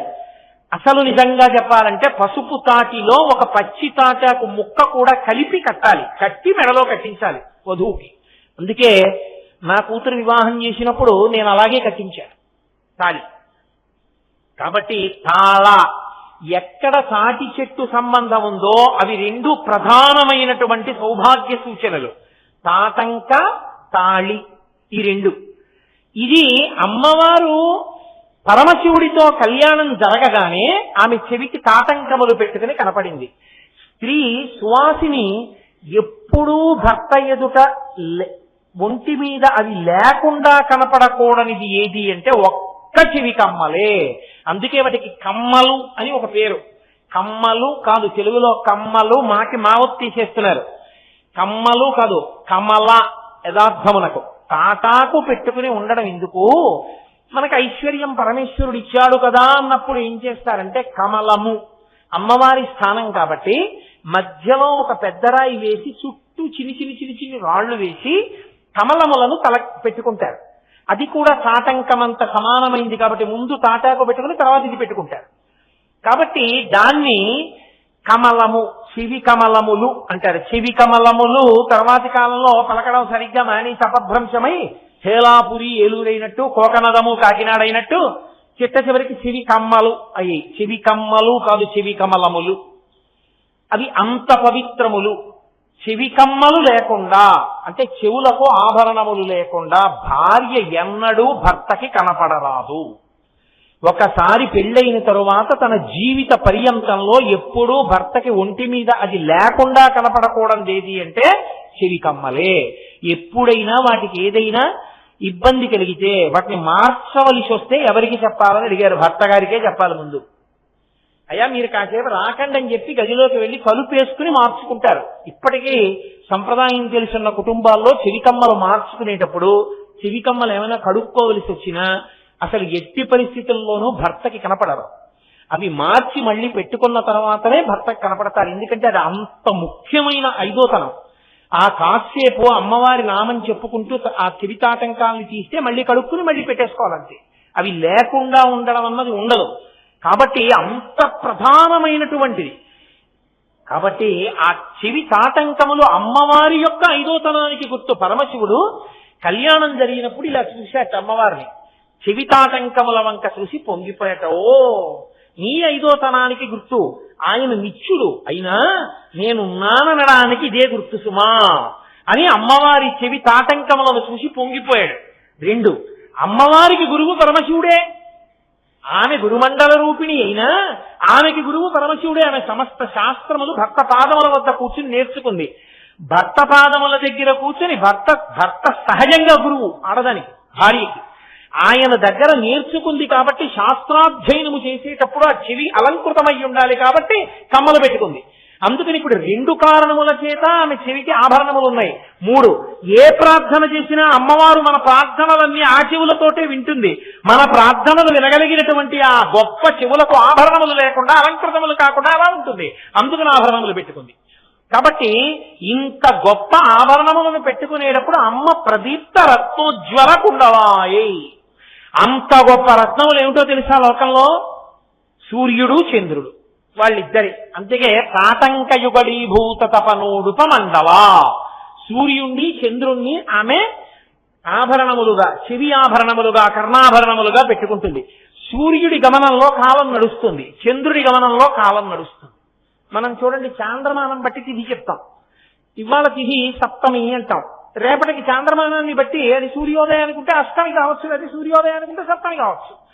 అది చంద్రుడి యొక్క కదలికని బట్టి తిథి మారిపోతుంది. తిథి మారిపోతుంది అంటే శుక్లపక్షం అయిపోతుంది, కృష్ణపక్షం అయిపోతుంది. కృష్ణపక్షాలు అయిపోతే నెల అయిపోతుంది, నెలలు అయిపోతే సంవత్సరాలు అయిపోతున్నాయి, సంవత్సరాలు అయిపోతే ఆయుర్దాయం అయిపోతుంది. ప్రతి క్షణం సూర్యుడు ఉదయించి అస్తమిస్తే ఆయుర్దాయం అయిపోయింది. ప్రత్యాయాంతికతాః పునర్న దివసాః కాలో జగద్భక్షక లక్ష్మీస్తోయ దరంగ భంగ చపలా విద్యుచ్చలం జీవితం అంటారు శంకరాచార్యుల వారు. సూర్యుడు ఉదయించి సూర్యుడు అస్తమించాడు అంటే నా ఆయుర్దాయంలో ఒక పగలైపోయిందని గుర్తు కదా. అది వెనక్కి రాదిగ. ఆయుర్దాయాన్ని సూర్యచంద్రులు లోకంలో ఉన్న వాళ్ళందరినీ తినేస్తున్నారు. కానీ ఆ సూర్యచంద్రుడు అమ్మవారికి చెవి ఆభరణములు. కాబట్టి ఇప్పుడు ఆ ఇద్దరు ఆవిడికి ఆభరణములైతే ఆవిడ భర్తకి కానీ ఆవిడికి కానీ కాలంలో ఆపద ఉంటుందా? ఉండదు. అందుకే ఆవిడ నిత్య సుమంగళి, నిత్య సువాసిని. ఆ అమ్మ చెవుల ఆభరణములు ఎవరు చూస్తారో వాళ్ళకి కూడా సౌభాగ్యం నిలబడుతుంది. అంత గొప్ప ఆభరణములను కలిగినటువంటి తల్లి. మనకి ఈ చెవి ఆభరణములు అన్నప్పుడు 2 విషయాలు ఎప్పుడూ నేను చెప్పకుండా ఉండలేను. ఒకటి, తిరుక్కడయూర్ అని ఒక క్షేత్రం. తిరుక్కడయూర్ క్షేత్రం ద్రవిడ దేశం, తమిళనాడులో తంజావూరు జిల్లాలో మాయూరం తాలూకా. అక్కడ చాలా విశేషం. ఎందుకంటే అమృత పాత్రలోంచి శివలింగం ఆవిర్భవించింది. అందుకని ఆయనకి అమృతఘటేశ్వరుడు అని పేరు. అమ్మవారికి అభిరామి అని పేరు. చతుర్ముఖ బ్రహ్మగారు ఒకానొకప్పుడు పరమశివుణ్ణి ప్రార్థించాడు. అయ్యా, నాకు జ్ఞానాన్ని పొందాలనుంది, జ్ఞానోపదేశం పొందాలనుంది, ఎలా సంభవం అవుతుందని అడిగాడు. అడిగితే పరమశివుడు ప్రత్యక్షమయ్యి అన్నాడు, నీ తపస్సు బాగా పండితే కదా నీకు ఉపదేశం చేయడానికి అర్హత వస్తుంది. నీకు తపస్సు పండాలి అంటే దానికి తగిన భూమి దొరకాలి, తపోభూమి. నేను నీకు కొన్ని బిల్వ విత్తనాలు ఇస్తాను, వాటి చల్లుతూ వెళ్ళు. ఎక్కడ బిల్వ విత్తనాలు చల్లితే ముహూర్త కాలంలో అవి బిల్వ వనంగా మారతాయో అక్కడ కూర్చుని తపస్సు చెయ్యి అన్నాడు. ఆయన అలా చల్లుతూ వెళ్ళినప్పుడు తిరుక్కడయూరులో చల్లగానే అవి ముహూర్త కాలంలో బిల్వవనంగా పెరిగింది. అందుకే దానికి బిల్వవనం అని పేరు. అక్కడ కూర్చుని బ్రహ్మగారు తపస్సు చేస్తే పరమశివుడు ప్రత్యక్షమై జ్ఞానోపదేశం చేశాడు ఆయనకి. పరమశివుణ్ణి బ్రహ్మగారు ఆరాధన చేస్తే పరమశివుని యొక్క ఇల్లాలికి అభిరామి అని పేరు. మనం పెట్టుకోం అటువంటి మంచి పేరు. అభిరామి పరమశివుని ఇల్లాలు. అక్కడ ఆ అభిరామిని సరస్వతీదేవి కొలిచింది. ఆయన పేరు అమృతఘటేశ్వరుడు, పరమశివుడి పేరు. అభిరామి అమ్మవారి పేరు. ఆ అమృతఘటేశ్వర లింగాన్నే మార్కండేయుడు కౌగిలించుకున్నాడు యముడు పాశం వేసినప్పుడు. కౌగిలించుకున్నప్పుడు యమధర్మరాజు గారు పాశం వేసి లాగిన గుర్తు ఆ శివలింగం మీద ఇప్పటికీ పడి ఉంటుంది. తదనంతర కాలంలో మార్కండేయ మహర్షి దీర్ఘాయుర్దాయాన్ని పొందిన తరువాత ఆయన అక్కడే ఉన్నటువంటి కావేరీ నదీ జలాల్ని తీసుకొచ్చి అభిషేకం చేస్తున్నాడు శివలింగానికి. అభిషేకం చేస్తున్నప్పుడు ఆ కావేరీ నదీ జలాలలో ఒక జాజి తీగ ఒకటి చేరిపోయి ఆ జాజి తీగ శివలింగం మీద పడింది. దాన్ని తీసి ఇలా పక్కన పడేశారు. ఆ జాజి తీగ పెరిగి పెద్దదైంది. అది 365 రోజులు పూస్తుంది. అది స్థల లత. ఆ జాజి పూలతో ఒక్క అమృతఘటేశ్వరుడికే పూజ చేస్తారు. అంత గొప్ప క్షేత్రం. మార్కండేయ మహర్షి పేరు మీద ఒక తీర్థం ఉంటుంది. అలాగే కాలతీర్థము అని ఒక తీర్థం ఉంటుంది. ప్రతిరోజు ఉదయం మార్కండేయ తీర్థం నుంచే ఒక కడవతో నీళ్లు తీసుకొచ్చి అమృతఘటేశ్వరుడికి అభిషేకం చేస్తారు. ఆ మొదటి కడవ అమృతఘటేశ్వరుడికి వెళ్ళిపోగానే ఆ కుండలో స్నానం చేస్తారు, ఆ తీర్థంలో స్నానం చేస్తారు. ఆ తీర్థంలో ఎవరు స్నానం చేసి అమృతఘటేశ్వరుణ్ణి దర్శనం చేస్తాడో వాడు యమదర్శనం చెయ్యడు. వాడికి యముడు కనపడడు. అంటే వాడి చేత మంచి పనులు చేయించి చిట్ట చివర ప్రాణోత్క్రమణం అయిపోతుండగా భగవన్నామమును పలికించేటటువంటి కర్తవ్యాన్ని పరమేశ్వరుడు స్వీకరిస్తాడు. అమృతఘటేశ్వర లింగ దర్శనం అంత గొప్పది మార్కండేయ తీర్థ స్నానం. రెండవది కాలతీర్థము. దాని యందు ఎవరు స్నానం చేస్తారో వాళ్ళకి భవసాగరమునందు మునిగిపోకుండా ఊంచుకోగలిగిన శక్తిని ఈశ్వరుడు ఇస్తాడు. అందుకే తప్పకుండా తిరుక్కడయూరు వెడుతుంటారు. ఆ తిరుక్కడయూరు క్షేత్రంలో షష్ఠి పూర్తి చేసుకుంటూ ఉంటారు. షష్ఠి పూర్తి చేసుకోవాలి అంటే తిరుక్కడయూరు వెడతారు. వెడితే ఎవరు ఏ తిథి నాడు షష్ఠి పూర్తి చేసుకోవాలో ఆ తిథి నాడు దేవస్థానం ఏనుగొచ్చి తీసుకెడుతుంది. వాళ్ళు తీసుకెళ్లి కూర్చోబెట్టి సామూహికంగా షష్ఠి పూర్తి మహోత్సవం చేయిస్తారు. షష్ఠి పూర్తి చేసుకోవాలి, చేసుకోకుండా ఉండకూడదు. అది వైదికం, శాస్త్రం. చేసుకోవాలి. ఎంతమందికి భోజనాలు పెట్టామన్నది కాదు, వైదికంగా శాస్త్రం నడపాలి. అది చాలా ముఖ్యమైనటువంటి విషయం. భోజనాల తర్వాత మాట. కాబట్టి ఆ తిరుక్కడయూరు క్షేత్రంలో అమృతఘటేశ్వరుడు అభిరామి ఇద్దరు వెలిసి ఉన్నారు. అక్కడే మహానుభావుడు అభిరామ భట్టు అన్న పేరుతో అమ్మవారి పేరు మీదే పుట్టాడు ఒక మహానుభావుడు దంపతులకి. ఆయనకి ఆవిడ పేరే పెట్టారు. ఆయన ఎప్పుడూ అమ్మవారిని ధ్యానం చేస్తూ ఉండేవాడు. ఎక్కడ కూర్చుంటే అక్కడే అమ్మవారిని ధ్యానం చేసేవాడు. ధ్యానం చేస్తూ లోపలికి వెళ్ళిపోయి బాహ్యం మరిచిపోయి అమ్మవారి దర్శనం చేసి పొంగిపోతుండేవాడు. ఒక సంవత్సరం పుష్యమాసంలో అమావాస్య వచ్చింది. అసలు పుష్యమాసం అంటే హేమంత ఋతువు. హేమంత ఋతువు కాబట్టి ఎప్పుడు మంచు పడుతుంది. మంచే సగం చీకటి, మంచు మీద అమావాస్య కాబట్టి కటిక చీకటి. అటువంటి అమావాస్య రోజున ఆయన కూర్చుని ధ్యానం చేస్తున్నాడు. అనుకోకుండా తంజావూరు మహారాజు గారు, శరభోజీ మహారాజు గారు వచ్చారు.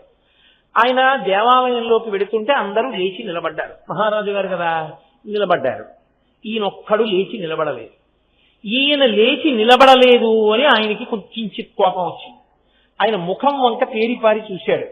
వెలిగిపోతున్నాడు ప్రకాశవంతంగా. అయినా అనుమానం వచ్చి ఈయనెవరో గొప్ప యోగిలా ఉన్నాడే అనుకుని ఆలయార్చకులను అడిగాడు, ఎవరితనని అడిగారు. ఇది ధ్యానంలో ఉన్నాడు, ఇప్పుడు ధ్యానంలో ఉన్నాడంటే రాజు కోపం వస్తుందేమో నటిస్తున్నాడనని, మహారాజా చెప్తే వినడు, అలాగే ఉన్మత్తుడు మద్యపానం చేసి అలాగే కూర్చుంటుంటాడు, అతన్ని పట్టించుకోకండి అన్నాడు. మహారాజు లోపలికి వెళ్లి పూజ చేసి బయటికి వస్తూ మళ్ళీ చూశాడు. ఆయన అలాగే ఉన్నారు. వెంటనే మేల్కొల్పమన్నారు. ఎవరో వెళ్ళి తట్టారు. ఆయన బహిర్ముఖుడయ్యాడు. ఆయన ధ్యానమునందు పూర్ణచంద్రబింబం లాంటి అమ్మవారి యొక్క ముఖమండలాన్ని దర్శనం చేస్తున్నాడు. దర్శనం చేస్తూ పొంగిపోతున్నాడు. అకస్మాత్తుగా తట్టడంలో బహిర్ముఖుడైనా ఇంకా పూర్ణచంద్రబింబం లాంటి అమ్మవారి ముఖం కనపడుతోంది. శరభోజీ మహారాజు గారు అన్నాడు, ఇవాళ ఏం తిథి, ఎన్ని గడియల వరకు ఉంటుంది అన్నాడు. ఆయన అన్నాడు, అమ్మవారి ముఖం చూస్తున్నాడు కదూ, నిండు పౌర్ణమి అన్నాడు. ఇవాళ రాత్రి ఉంటుందా అన్నాడు. ఉంటుంది అన్నాడు. రాజు అన్నాడు, అమావాస్య కదా రోజు, ఇవాళ రాత్రి నేను వస్తాను 9 గంటలకి, నువ్వు ఇక్కడే ఉండి నాకు పౌర్ణమి చంద్రబింబం చూపించాలి. చూపించకపోతే ఇక్కడే నిన్ను శిరచ్ఛేదం చేసి పెడతాను అని రాజు వెళ్ళిపోయాడు. అందరూ ఎంత పని చేశావురా, నోరు మూసుకు కూర్చున్నా పోయేది, పౌర్ణమన్నావేరా అన్నారు. పౌర్ణమని నేను అన్నానా? అమ్మవారి ముఖమండలం నాకు లోపల కనపడుతోంది, ఆ ఆనందంలో పౌర్ణమన్నాను. నా చేత ఏ తల్లి ఆ మాట అనిపించిందో ఆ తల్లే నా మాట నిజం చేస్తుంది అన్నాడు. సాయంకాలం అయింది, స్నానం చేశాడు, అమ్మవారి దర్శనం చేసుకున్నాడు, నమస్కారం చేశాడు, కూర్చున్నాడు. కూర్చుని అభిరామి అంతాది అంటారు. ఇప్పటికీ మీరు కంచి వెడితే కామాక్షి అమ్మవారి దేవాలయం ఉంటుంది. కామాక్షి అమ్మవారి దేవాలయంలో దుర్వాసో మహర్షి ఉంటారు, ఇలా పైకి ఎక్కుతుంటే అడుగు మీదకి. ఆయనే కామాక్షి దేవాలయంలో పూజా విధానాన్నంతటినీ నిర్ణయించిన వారు ఆయనే. భట్టారకుల యందు ఆయన ఒకడు. లలితాపరా భట్టారిక, శృంగార భట్టారక, పరమేశ్వర భట్టారక, క్రోధ భట్టారక అని భట్టారకులు. శృంగార భట్టారక అంటే కాళిదాసు గారు, పరమేశ్వర భట్టారక అంటే పరమేశ్వరుడు, లలితాపరా భట్టారిక అంటే లలితాస్వరూపిణి, క్రోధ భట్టారక అంటే మహానుభావుడు దుర్వాసో మహర్షి.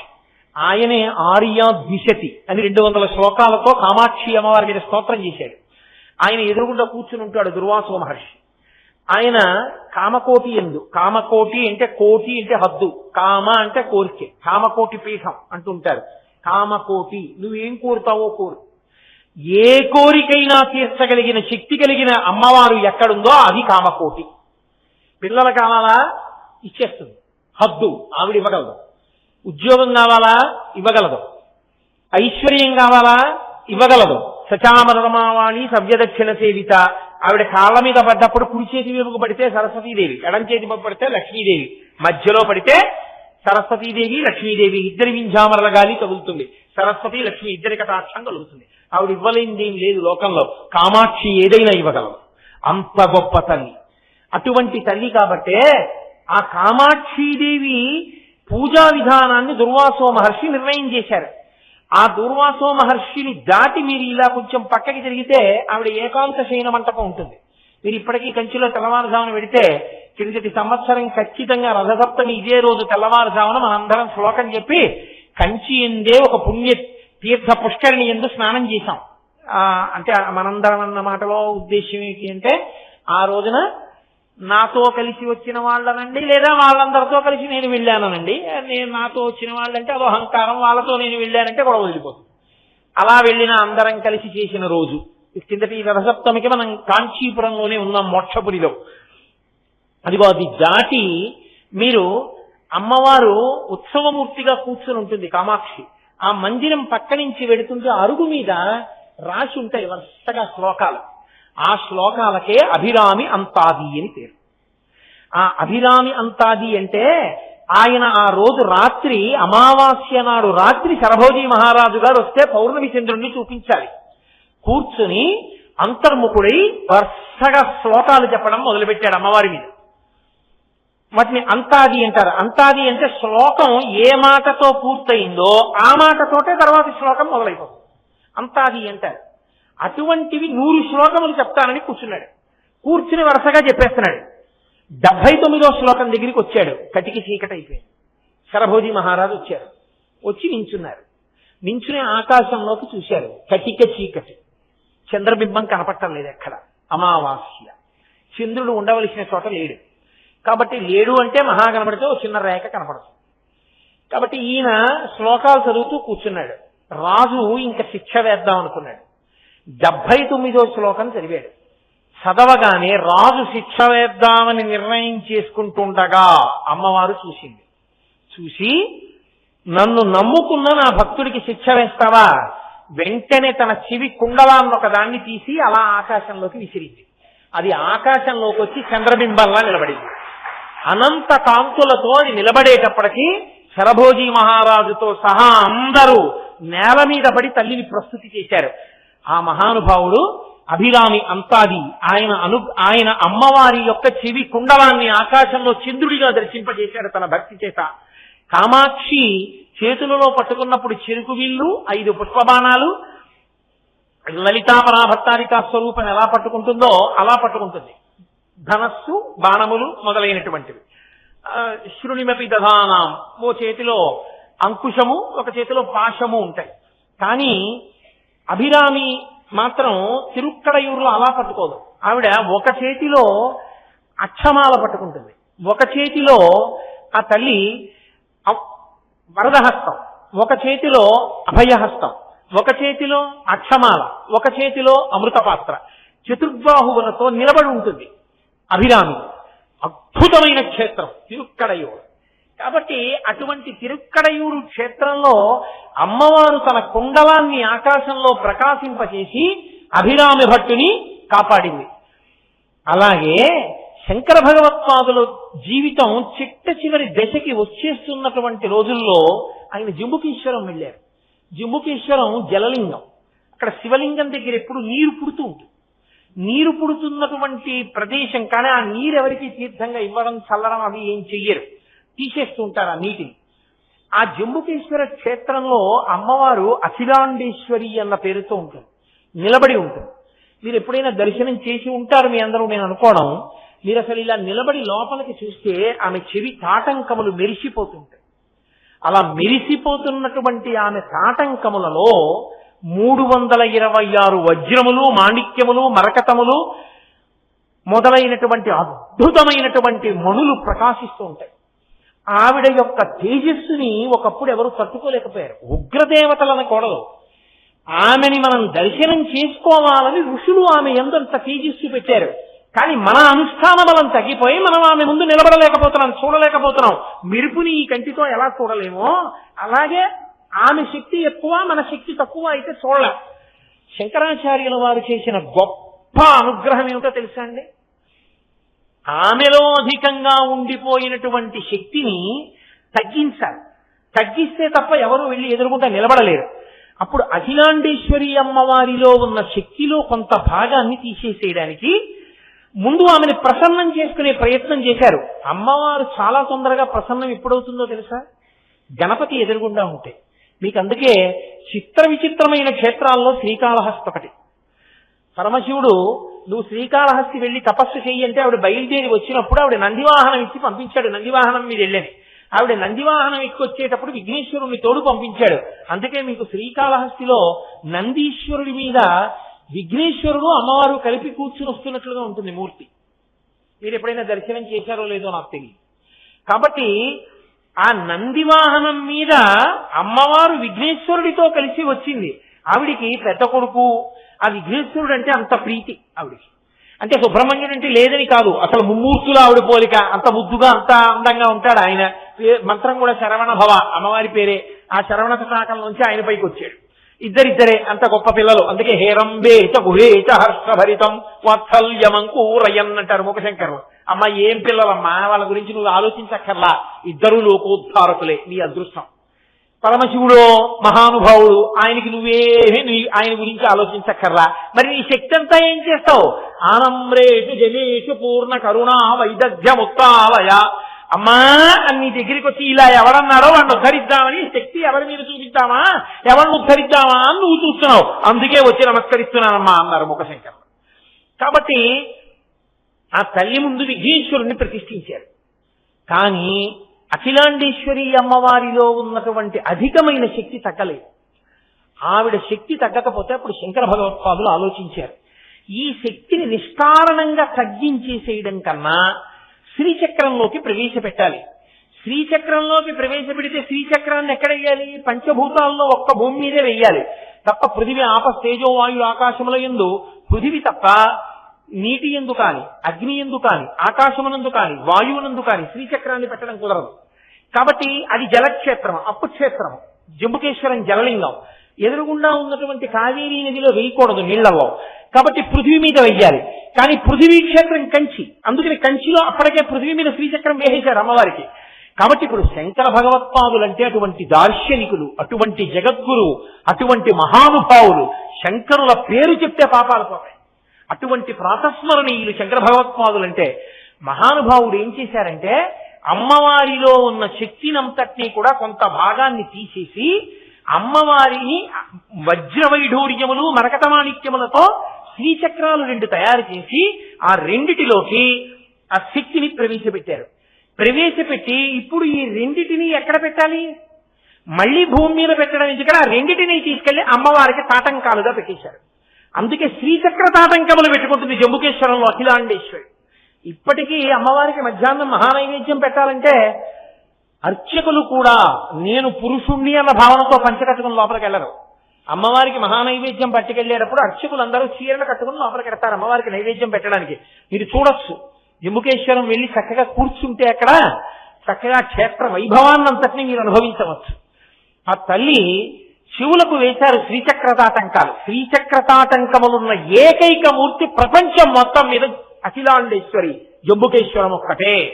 ప్రదీప్త రత్నోజ్వల కుండలాయై తాను వేసినవేగా. అందుకని శంకరులు స్తోత్రం చేస్తున్నారు. ఇప్పుడు ఆమె శ్రీచక్రతాటంకములతో అనుగ్రహాన్ని, చక్రము యొక్క అనుగ్రహాన్ని, మూర్తి అనుగ్రహాన్ని ఎదురుగుండా ఉన్నటువంటి కావేరీ నది యందు సమ్యక్ దృష్టితో, ప్రసన్న దృష్టితో చూసింది. ఆ జలములు ఉప్పొంగి చక్కగా ప్రవహిస్తూ ఆ ప్రాంతమంతా సస్యశ్యామలంగా, ఆ దేశమంతా వృద్ధిలోకి రావడానికి కారణం తమిళనాడంతా ఎక్కడ చూసినా పరిశ్రమలుండి అంత వృద్ధిలోకి వచ్చిందంటే సముద్రం సహజమైన నౌకా నిర్మాణ కేంద్రము కాకపోయినా, సహజమైనటువంటి హార్బర్ కాకపోయినా, సముద్రము యొక్క గర్భమునందు గోడలు కట్టి కృతకమైనటువంటి నౌకా నిర్మాణ కేంద్రమును చెన్నైలో నిర్మించిన అంత అభివృద్ధి సాధించింది అంటే శంకరాచార్యుల వారు జంబుకేశ్వరంలో అమ్మవారి చెవులకు వేసిన శ్రీచక్ర తాటంకముల మహాత్మ్యము. అంతటి మహానుభావుడు శంకర భగవత్పాదులు. దాని వలన కావేరి ఎప్పుడూ ప్రవహిస్తూ సస్యశ్యామలంగా దేశం ఉండేటట్టుగా, అందరూ వెళ్లి అమ్మవారి దర్శనం చేసుకుని అనుగ్రహం పొందేటట్టుగా శంకరులు అనుగ్రహించారు. ఇప్పటికీ అమ్మవారి తాటంకములు కానీ కొద్దిగా మాసిపోతే ఆ తాటంకములను తీయడానికి అధికారం ఎవరిదో తెలుసా? ఒక్క కంచి కామకోటి పీఠాధిపతులకే ఉంది. కామకోటి పీఠాధిపతులు వెళ్ళి బ్రహ్మాండమైనటువంటి హోమగుండాలు రగల్చి కొన్ని వందల మంది ఋత్విక్కులు వస్తారు. అనేకమైనటువంటి పారాయణలు, సాంస్కృతిక కార్యక్రమాలు, అమ్మవారి యొక్క భజనలు జరుగుతుండగా అమ్మవారి శ్రీచక్రతాటంకములలో ఉన్న శక్తిని సమంత్రకంగా చందనపు ముద్దలోకి ఆకర్షించి, చందనపు ముద్దని మళ్ళీ పూర్ణకలశం మీద పెట్టి, పూర్ణకలశాన్ని దేవాలయం బయటికి తెచ్చి సమంత్రకంగా అప్పటి వరకు అమ్మవారి చెవులకు తాత్కాలిక తాటంకములు వేసి, ఇప్పటికీ కోయంబత్తూరులో ఒక స్వర్ణకారుడి కుటుంబమే దానికి మెరుగు పెడుతుంది. 326 వజ్రవైఢూర్యములతో ఉన్న తాటంకము ఆ కుటుంబానికి పంపిస్తే వాళ్ళు మడి కట్టుకుని దీక్షితులై వాటికి మెరుగు పెడతారు. మళ్లీ కామకోటి పీఠాధిపతులు వాటిని చేతిలో పట్టుకుని మంచి ముహూర్తం చూసుకుని దేవాలయ ప్రవేశం చేసి అమ్మవారికి మళ్లీ శ్రీచక్ర తాటంకాల వరుస్తారు. చంద్రశేఖరేంద్ర సరస్వతి మహాస్వామి గారు 13వ ఏట సన్యాసం తీసుకున్నప్పుడు జంబుకేశ్వరంలో శ్రీచక్ర తాటంకములు మార్చవలసి వచ్చింది. అప్పుడు ఆయన గుళ్ళోకి వెళ్ళి అమ్మవారి దగ్గర కూర్చుంటే అందరూ బయటికి వెళ్ళిపోయి పలహారాలు చేస్తున్నారు. 13 ఏళ్ల వ్యక్తి సన్యసించారు.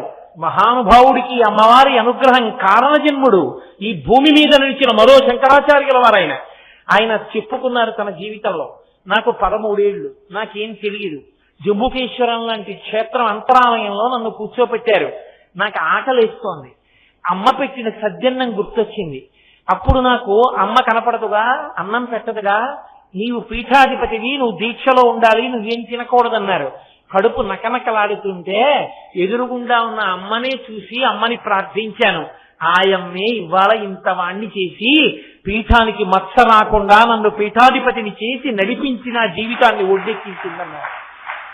పరమాచార్య స్వామి వారి జీవితంలో గొప్ప అనుబంధం ఉన్నటువంటి క్షేత్రము కాబట్టి శంకరుల చేత రత్నతాటంకములు వేయించుకున్న తల్లి.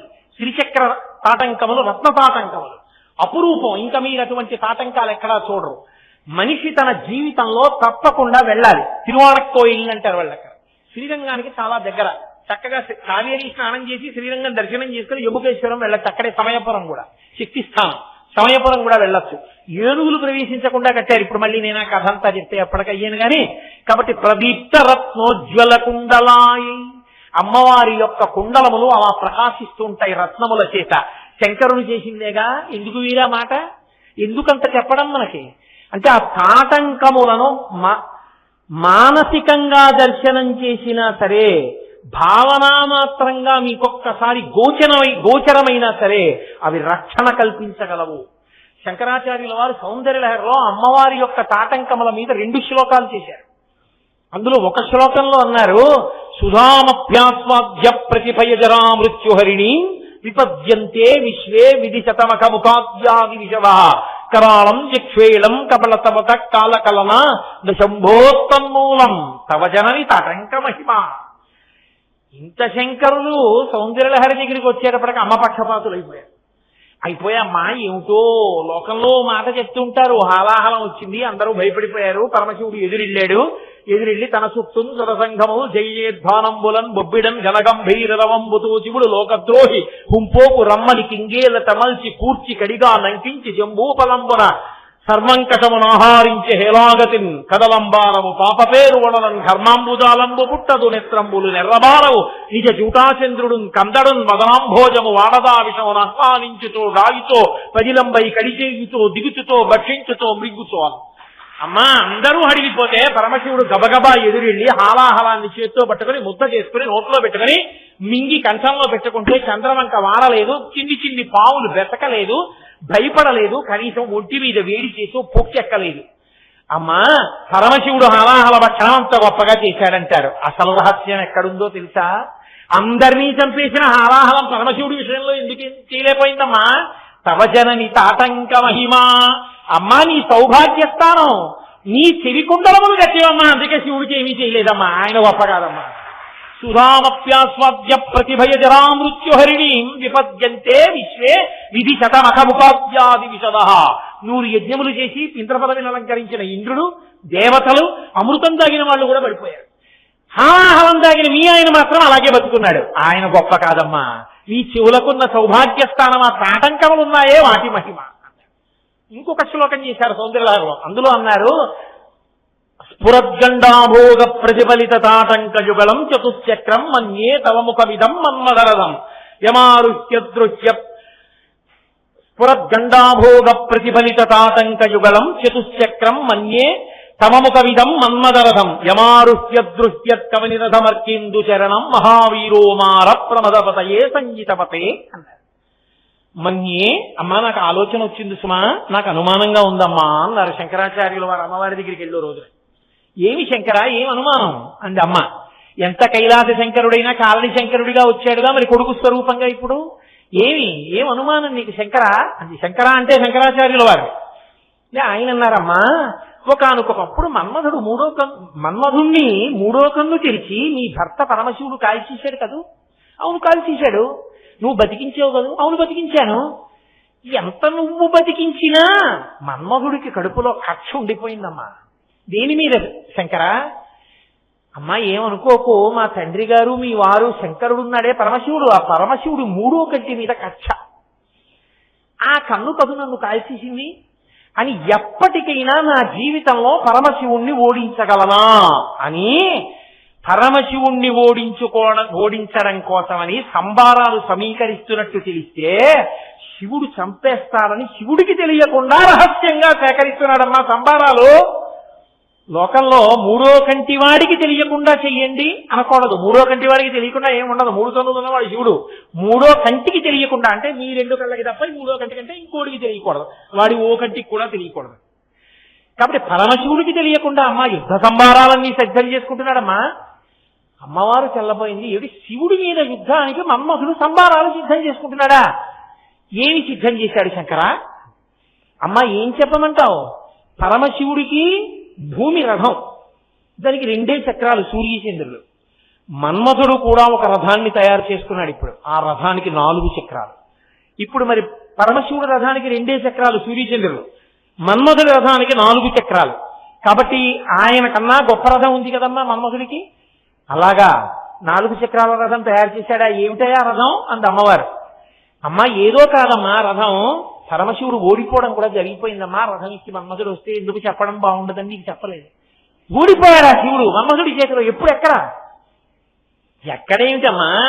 ఆ రథం ఎక్కడుందో తెలుసా?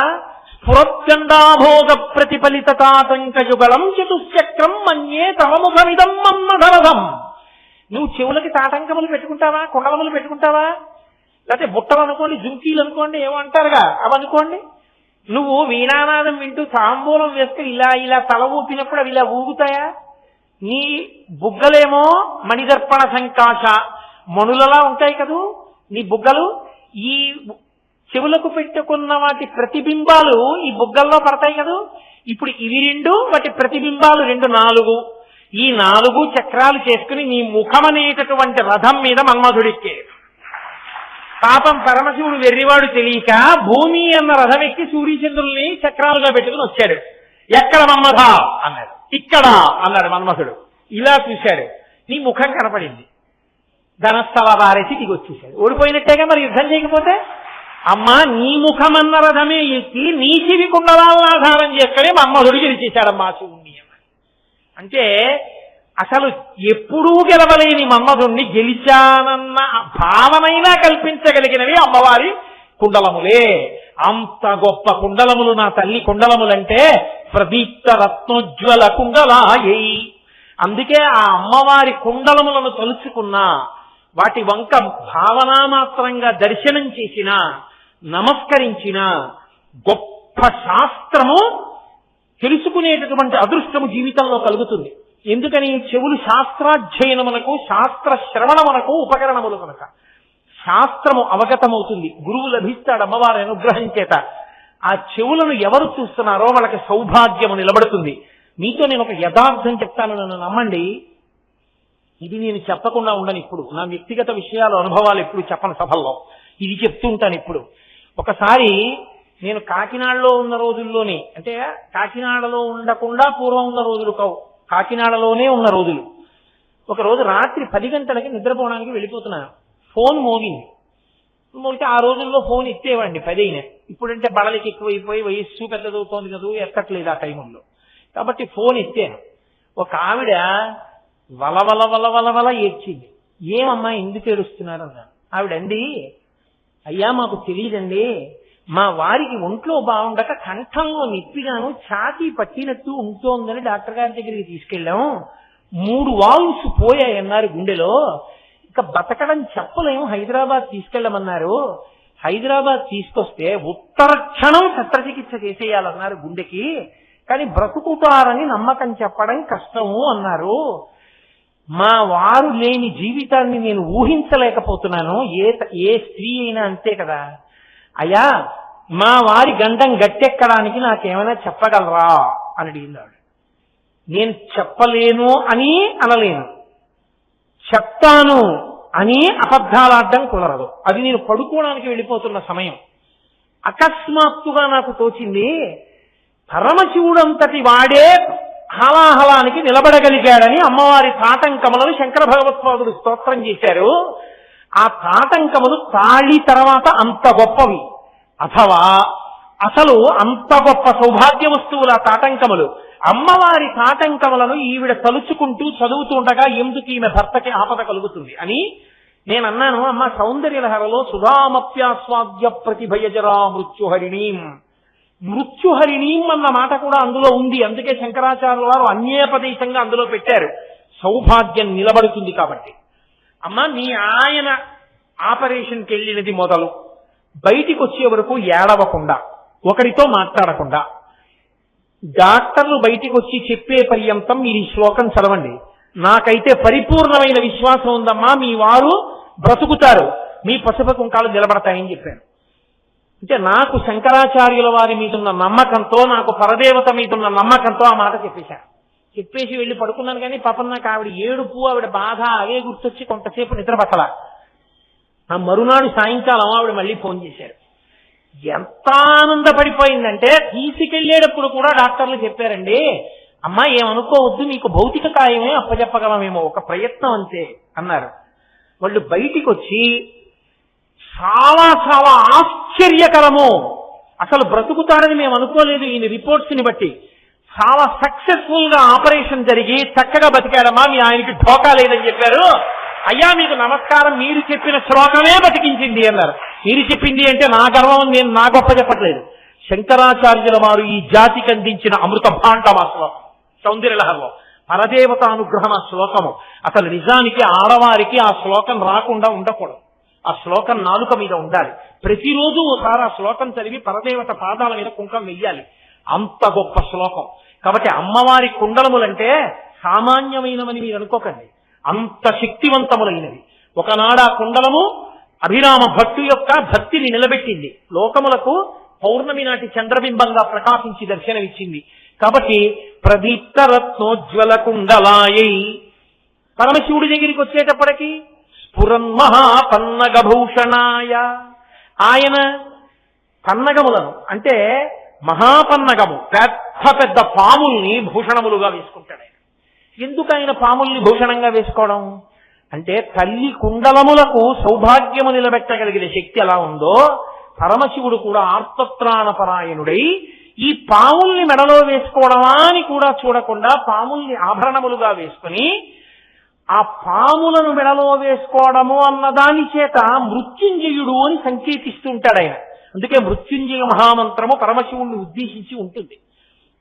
మృత్యువు లేకుండా ఉండడం కాదు, జ్ఞానముతో దోసపండు నుంచి ముచిక విడిపోయినట్టు లేదా దోసపండు ముచిక నుండి విడిపోయినట్టు విడిపోగలిగినటువంటి శక్తి నాకు కలగాలి, అటువంటి జ్ఞానము కలగాలి అని అడుగుతుంది. ఓం త్రయంబకం యజామహే సుగంధిం పుష్టివర్ధనం ఉర్వారుకమివ బంధనాన్ మృత్యోర్ముక్షీయమృతాత్. కాబట్టి అటువంటి పరమేశ్వరుడు పాములను హారములుగా వేసుకుంటాడు, పాములను ఆభరణములుగా పెట్టుకుంటాడు.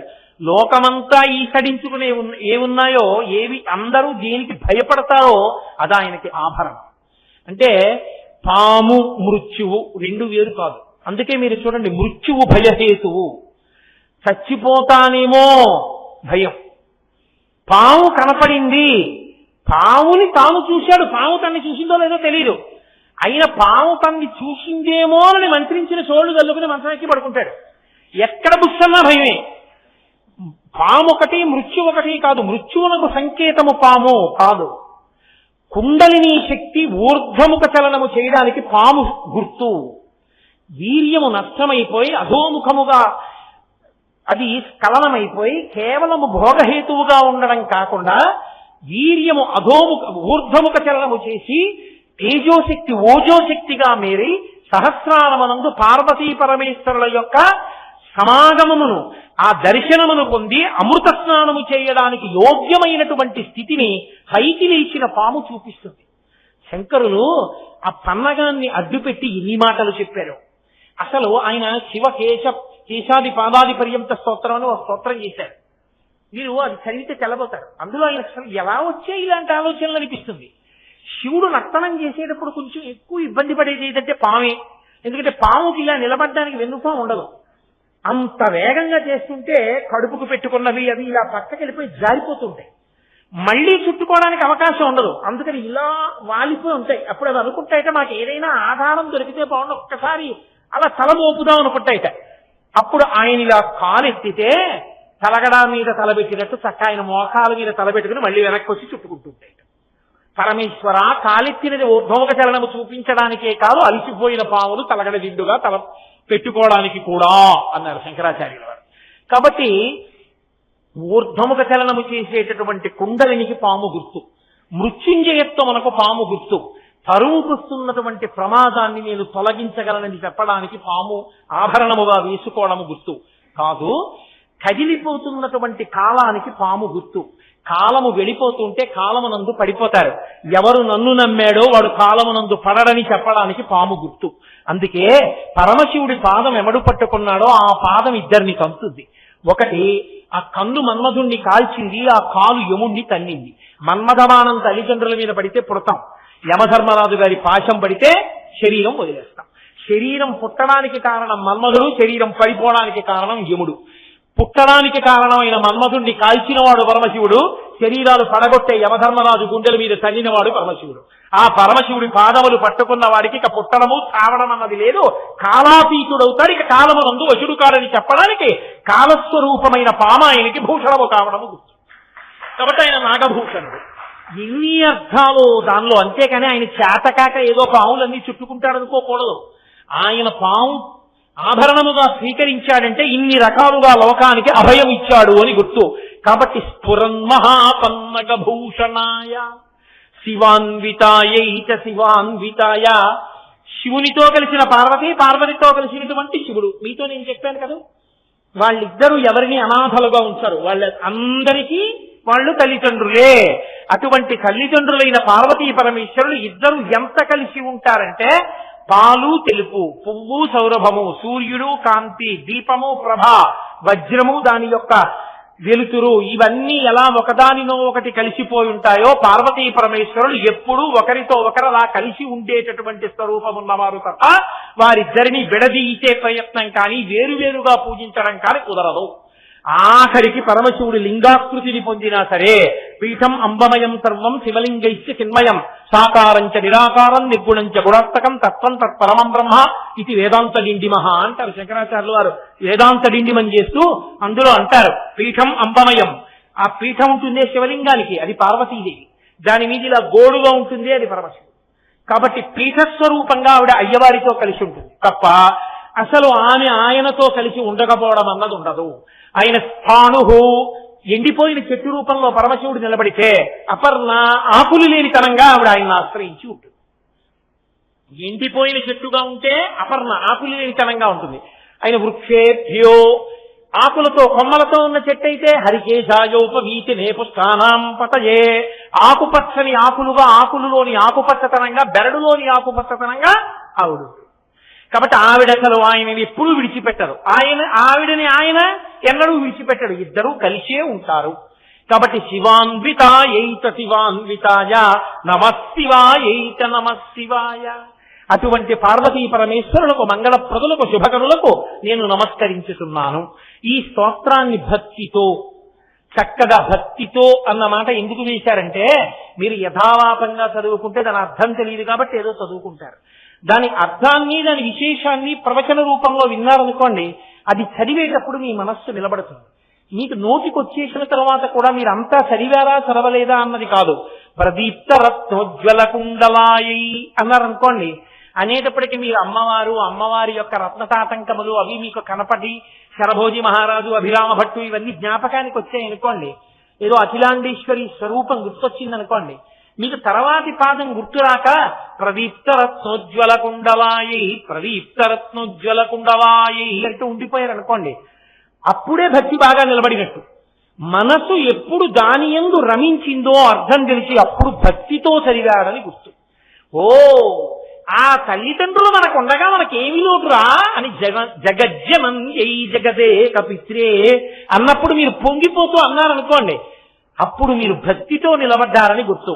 అలా నిలబడిన వారికి 3 కలుగుతాయి అన్నారు. శంకరాచార్యుల వారి నోటి వెంట వచ్చిందంటే అది అబద్ధం అని మీరు అనకూడదు, అది పరమ సత్యం. శంకరుల నోటి వెంట వస్తే ఏ 3 కలుగుతాయి? దీర్ఘాయుర్దాయము కలుగుతుంది, అంటే అపమృత్యు దోషము తొలగిపోతుంది, గండములు తొలగిపోతాయి. ఈ స్తోత్రం ఎవరు చదువుతున్నారో ఆ ఇంట గండములు అకాల మృత్యువు ఉండవు, అంటే పిల్లలు, భర్త, భార్య అందరూ సంతోషంగా జీవిస్తారు. అంతకన్నా ఇంకేం కావాలి? సౌభాగ్యము కలుగుతుంది. సౌభాగ్యము అంటే స్త్రీ వైపు పురుషుడి వైపు కూడా ఎడం భుజం మీద ఉత్తరీయం వేసుకునే అధికారం ఈయనకి మిగులుతుంది. మిగిలింది కాబట్టి యజ్ఞయాగాది క్రతువులు చేస్తాడు.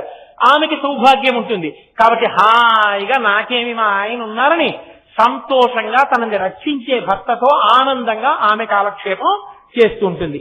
ఈ 2 కాక సమస్త సిద్ధి, అన్ని సిద్ధులు కలుగుతాయి. అంటే నీకు ఏ కోరికలు తీరితే నువ్వు సంతోషంగా ఉంటావో అది పరమేశ్వరుడు తీరుస్తాడు.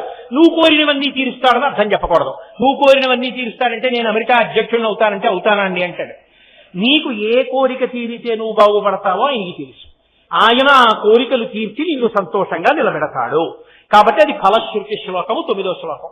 కాబట్టి పై అష్టకాన్ని ఎవరు భక్తితో చదివారో వాళ్ళకి అటువంటి 3 కలుగుతున్నాయి అని శంకర భగవత్పాదులు ఈ అర్ధనారీశ్వర స్తోత్రాన్ని పూర్తి చేశారు. మీ అందరూ ఇంత భక్తి ప్రపత్తులతో ఈ వారం రోజుల పాటు నేను చెప్పినటువంటి అర్ధనారీశ్వర స్తోత్రాన్ని ఇంత భక్తితో, ఇంత వినయంతో విన్నందుకు మీ అందరికీ నా కృతజ్ఞతలను ఆవిష్కరిస్తున్నాను. మీ అందరికీ శంకర భగవత్పాదాచార్య స్వామి వారి యొక్క, పార్వతీ పరమేశ్వరుల యొక్క పరిపూర్ణమైన అనుగ్రహము కటాక్షింపబడుగాక. మీ అందరి వినయ విధేయతలు నాకు విశేషంగా నచ్చిన కారణం చేత వచ్చే సంవత్సరం కూడా బలవంతమేం లేదు, మీరు రమ్మంటే వచ్చి తప్పకుండా ఒక వారం రోజులు మీకు ప్రసంగం చేస్తాను అని మాటిస్తూ ఇప్పుడు చక్కగా అందరం కలిసి ఒక్కసారి ఆ స్తోత్రం చేద్దాం. అందులో గొప్ప పర్వదినం రథసప్తమి కాబట్టి అందరూ చెప్పండి, ఒక్కసారి స్తోత్రం చేద్దాం. చాంపేయ గౌరార్ధ శరీరకాయై కర్పూర గౌరార్ధ శరీరకాయ జమ్మిల్లకాయై జటాధరాయ నమశివాయై చ నమశివాయ కస్తూరికా కుంకుమ చిర్చితాయై చితారజ పుంజ విచర్చితాయ కృతస్మరాయై వికృతస్మరాయ నమస్తివాయై చ నమస్తివాయ జనత్పణత్కంకణనూపురాయై పదాబ్జరాజఫణినూపురాయ హేమాంగదాయై భుజగాంగదాయ నమస్తివాయై చ నమస్తివాయ విశాలనీలోత్పలలోచనాయై వికాసి పంకేరుహలోచనాయ సమేక్షణాయై విషమేక్షణాయ నమస్తివాయై చ నమస్తివాయ మందారమాలా కలితాలకాయై కపాలమాలాంకితకంధరాయ దివ్యాంబరాయై చ దిగంబరాయ నమస్తివాయై చ నమస్తివాయ అంబోధరశ్యామలకుంతలాయై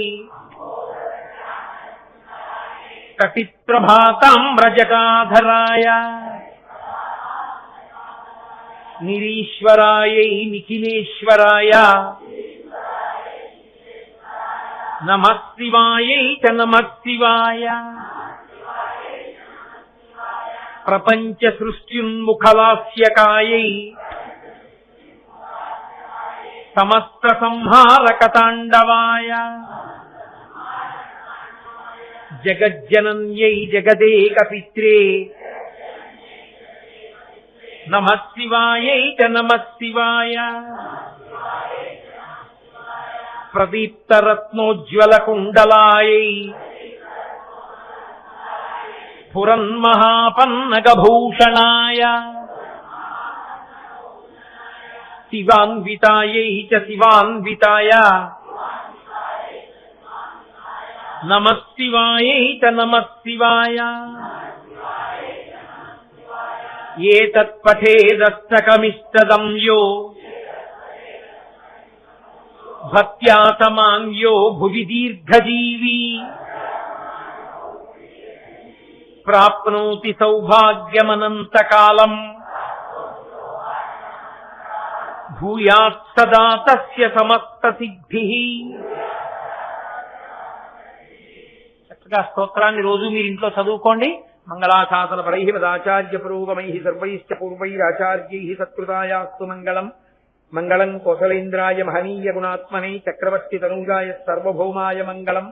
ఉమాకాంతాయ కాంతాయ కామితార్థప్రదాయిని శ్రీగిరీశాయ దేవాయ మలినాథాయ మంగళం. కరచరణకృతం వా కర్మవక్కాయజం వా శ్రవణనైనజం వా మానసం వాపరాధం విహితం వా సర్వమేత్తక్షమస్వా శివ శివ కరుణాబ్ధే శ్రీమహాదేవ శంభో. సర్వం శ్రీ ఉమా